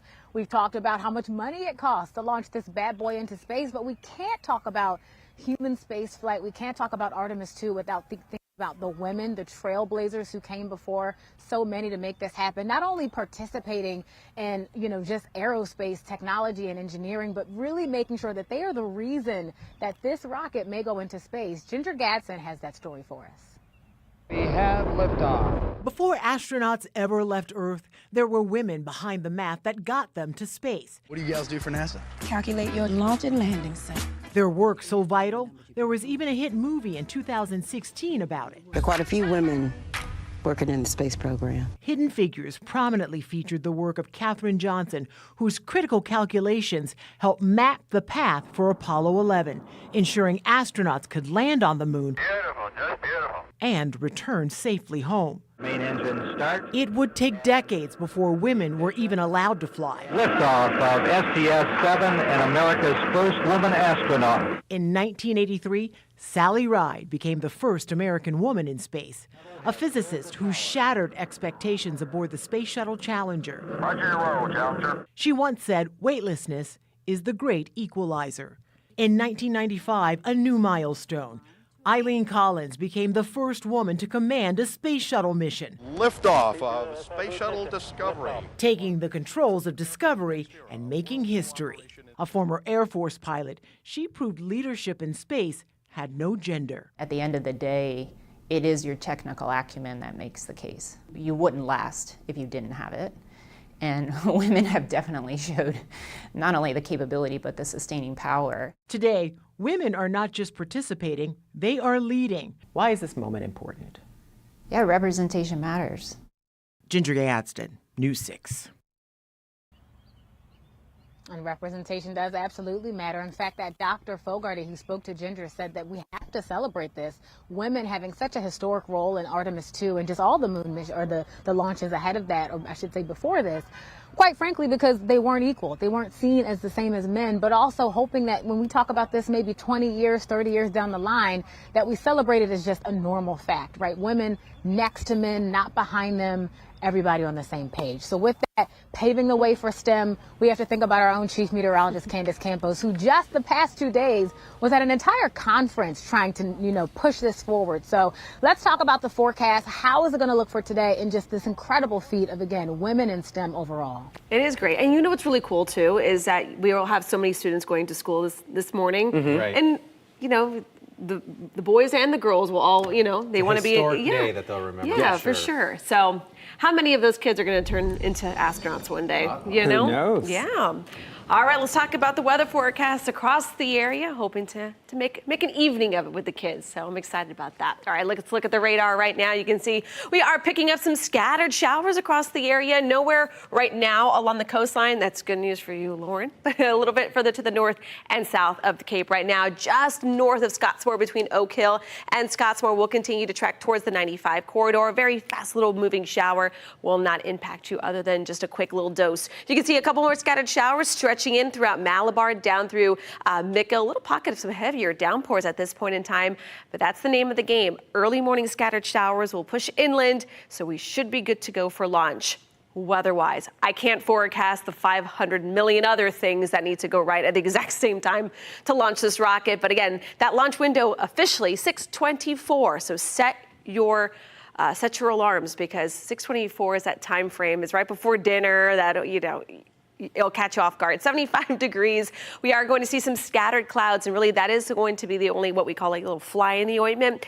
We need to be cumulus cloud free, about 10-mile nautical mile radius around the Cape. So that is something that's really going to have to be kind of a, split moment decision there. All right, let's talk launch visibility, because while we might have some scattered clouds, we'll have mainly clear skies. So we'll have the opportunity to catch a glimpse of a historic launch later on this evening. It's going to be about 20 seconds after the official launch up and down the I-4 corridor.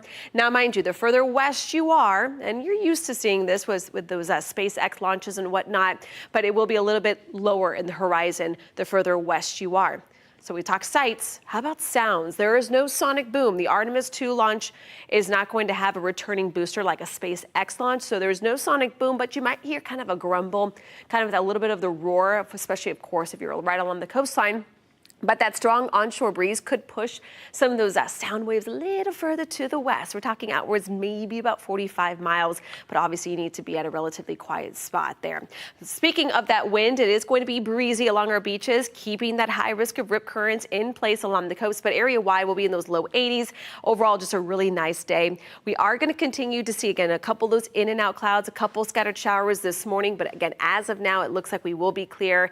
At least rain-wise, we will be clear for that launch. As we look here at the full 7-day forecast, rain chances are a bit on the rise tomorrow. That doesn't mean that if we do need to move it to tomorrow, it's going to be a bad sign, but just do be aware. We'll have to contend with a little bit of rain, not only today and tomorrow, but into your Easter weekend. Now let's check on those roadways. Would you, Steve? I-4 Maitland looking pretty good this morning. Sun is up, traffic is moving. I'm happy. We're good. Just head out to the coast. And just plan ahead, please. Make sure there are no crashes, and we're going to be good to go. Deltona starting to see those westbound delays, and then something on along eastbound 44 approaching the I-4 corridor. 429, though, in Ocoee, Winter Garden, Ocoee area, nice and clear this morning with no crash. And then jumping up to Tavares and kind of the Mount Dora area. Still looking pretty good this morning. I'll be out on patrol 2:30, 8:30 p.m. Not both times, but one of them. You can tune in. You're watching News 6 Mornings. We'll be right back.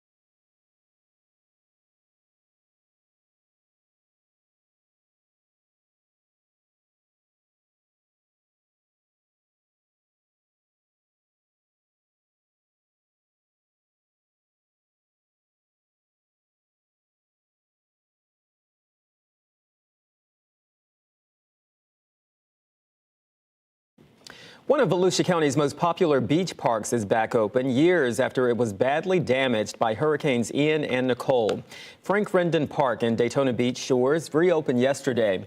Storm surge from the two storms took out the seawall and damaged much of the park, all the way up to the parking lot. The county says it has now built a new seawall and a stronger rock retaining wall to help protect from future storms. And a reminder for visitors, this is a county lot, so parking here now costs $20 under the paid beach parking program.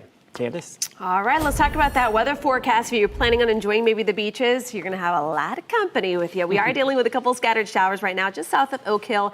It's all really starting to fall apart there. Grand Valcarius, a little pocket of some heavier rain. Now, rain chance today, not extremely high, about 20%. It's going to be a warm day. We do have that nice breeze in place. I do see right now conditions looking very good along our coast, around 624 for a little something along our coastline with Artemis 2 going up, Steve. A little something out on the coast, and they'll have traffic way different. So keep in mind, if we're using Harrison, if you're north of Harrison, all US 1 northbound. South of it, southbound. This all takes effect tonight after the launch. All right, guys, we want to give you another live look back out at KSC where that rocket is on the launch pad, waiting, counting down for that possible launch later on today. Thanks for joining us.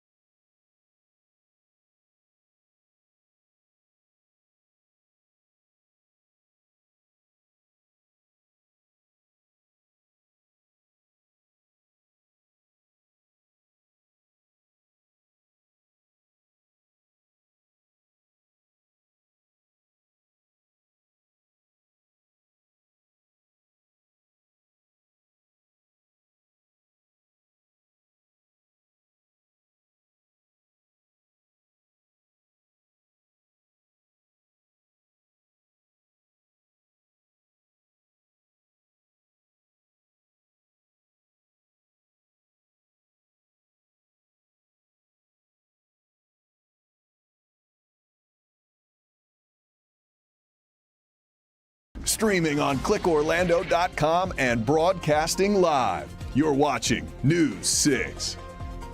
Happy Artemis 2 launch day. I'm Chief Meteorologist Candace Campos. Right now, speaking of our coastline, just over Oak Hill, right now seeing some light scattered showers. Little pockets, some heavier rain just south of Grant Valkyria. Rain chances for today do sit about 20%. As of right now, it does look like most of our area will stay mainly dry by lunchtime. Highs today, upper 70s to low 80s. We are increasing our chance for rain just a bit on Thursday as conditions stay pretty steady into your Easter weekend. Now let's check on those roadways with Trooper Steve. All right, if you're headed out to the coast, you already know traffic patterns are going to be interesting. Please make sure you're paying attention. Now talk I-4. I-4 looks great this morning, guys. We're starting off the day pretty good. East and westbound out here with the routine delays. No major crashes. 417's looking good. Volusia, all right. And I am picking out an odd eastbound delay along 44 as you approach the I-4 area. The news continues next. When we get updates on any of our big stories anytime, head to clickorlando.com and please drive safely.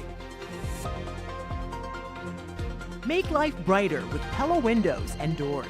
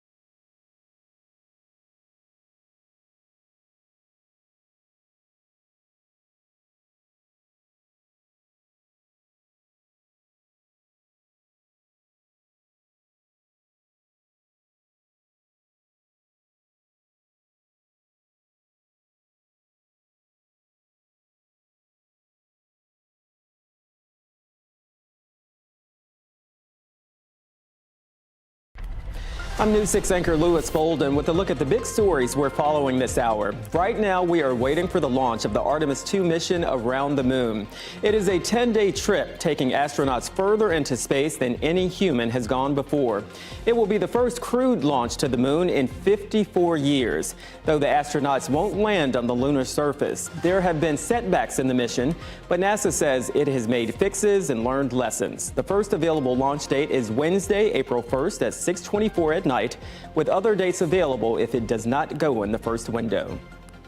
Central Florida will soon have an NFL team, but only for 1 year.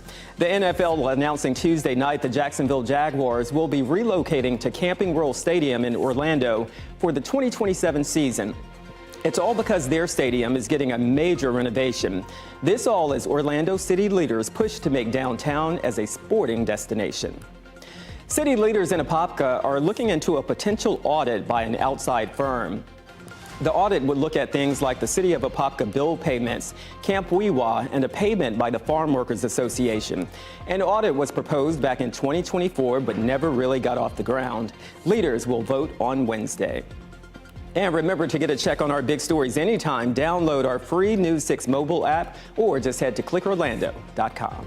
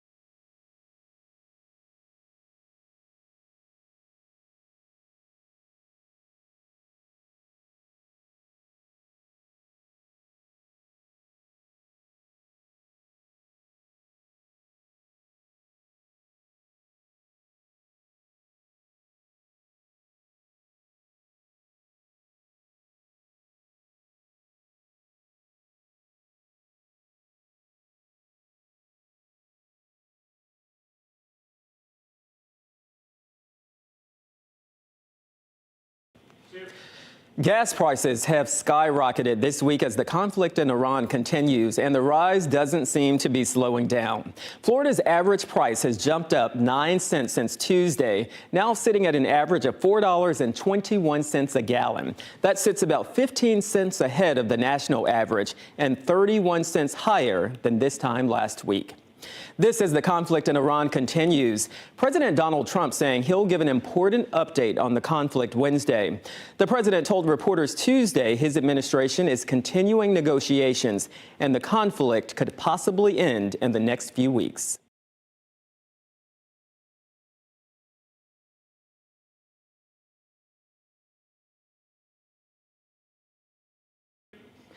Keeping kids safe on e-bikes, that is what Osceola County is aiming to do. It follows a series of accidents across the state. The program is a partnership between the Orange County Sheriff's Office and Metro Plan Orlando. It's designed to teach kids about safety and the laws e-bikes and e-scooters must follow.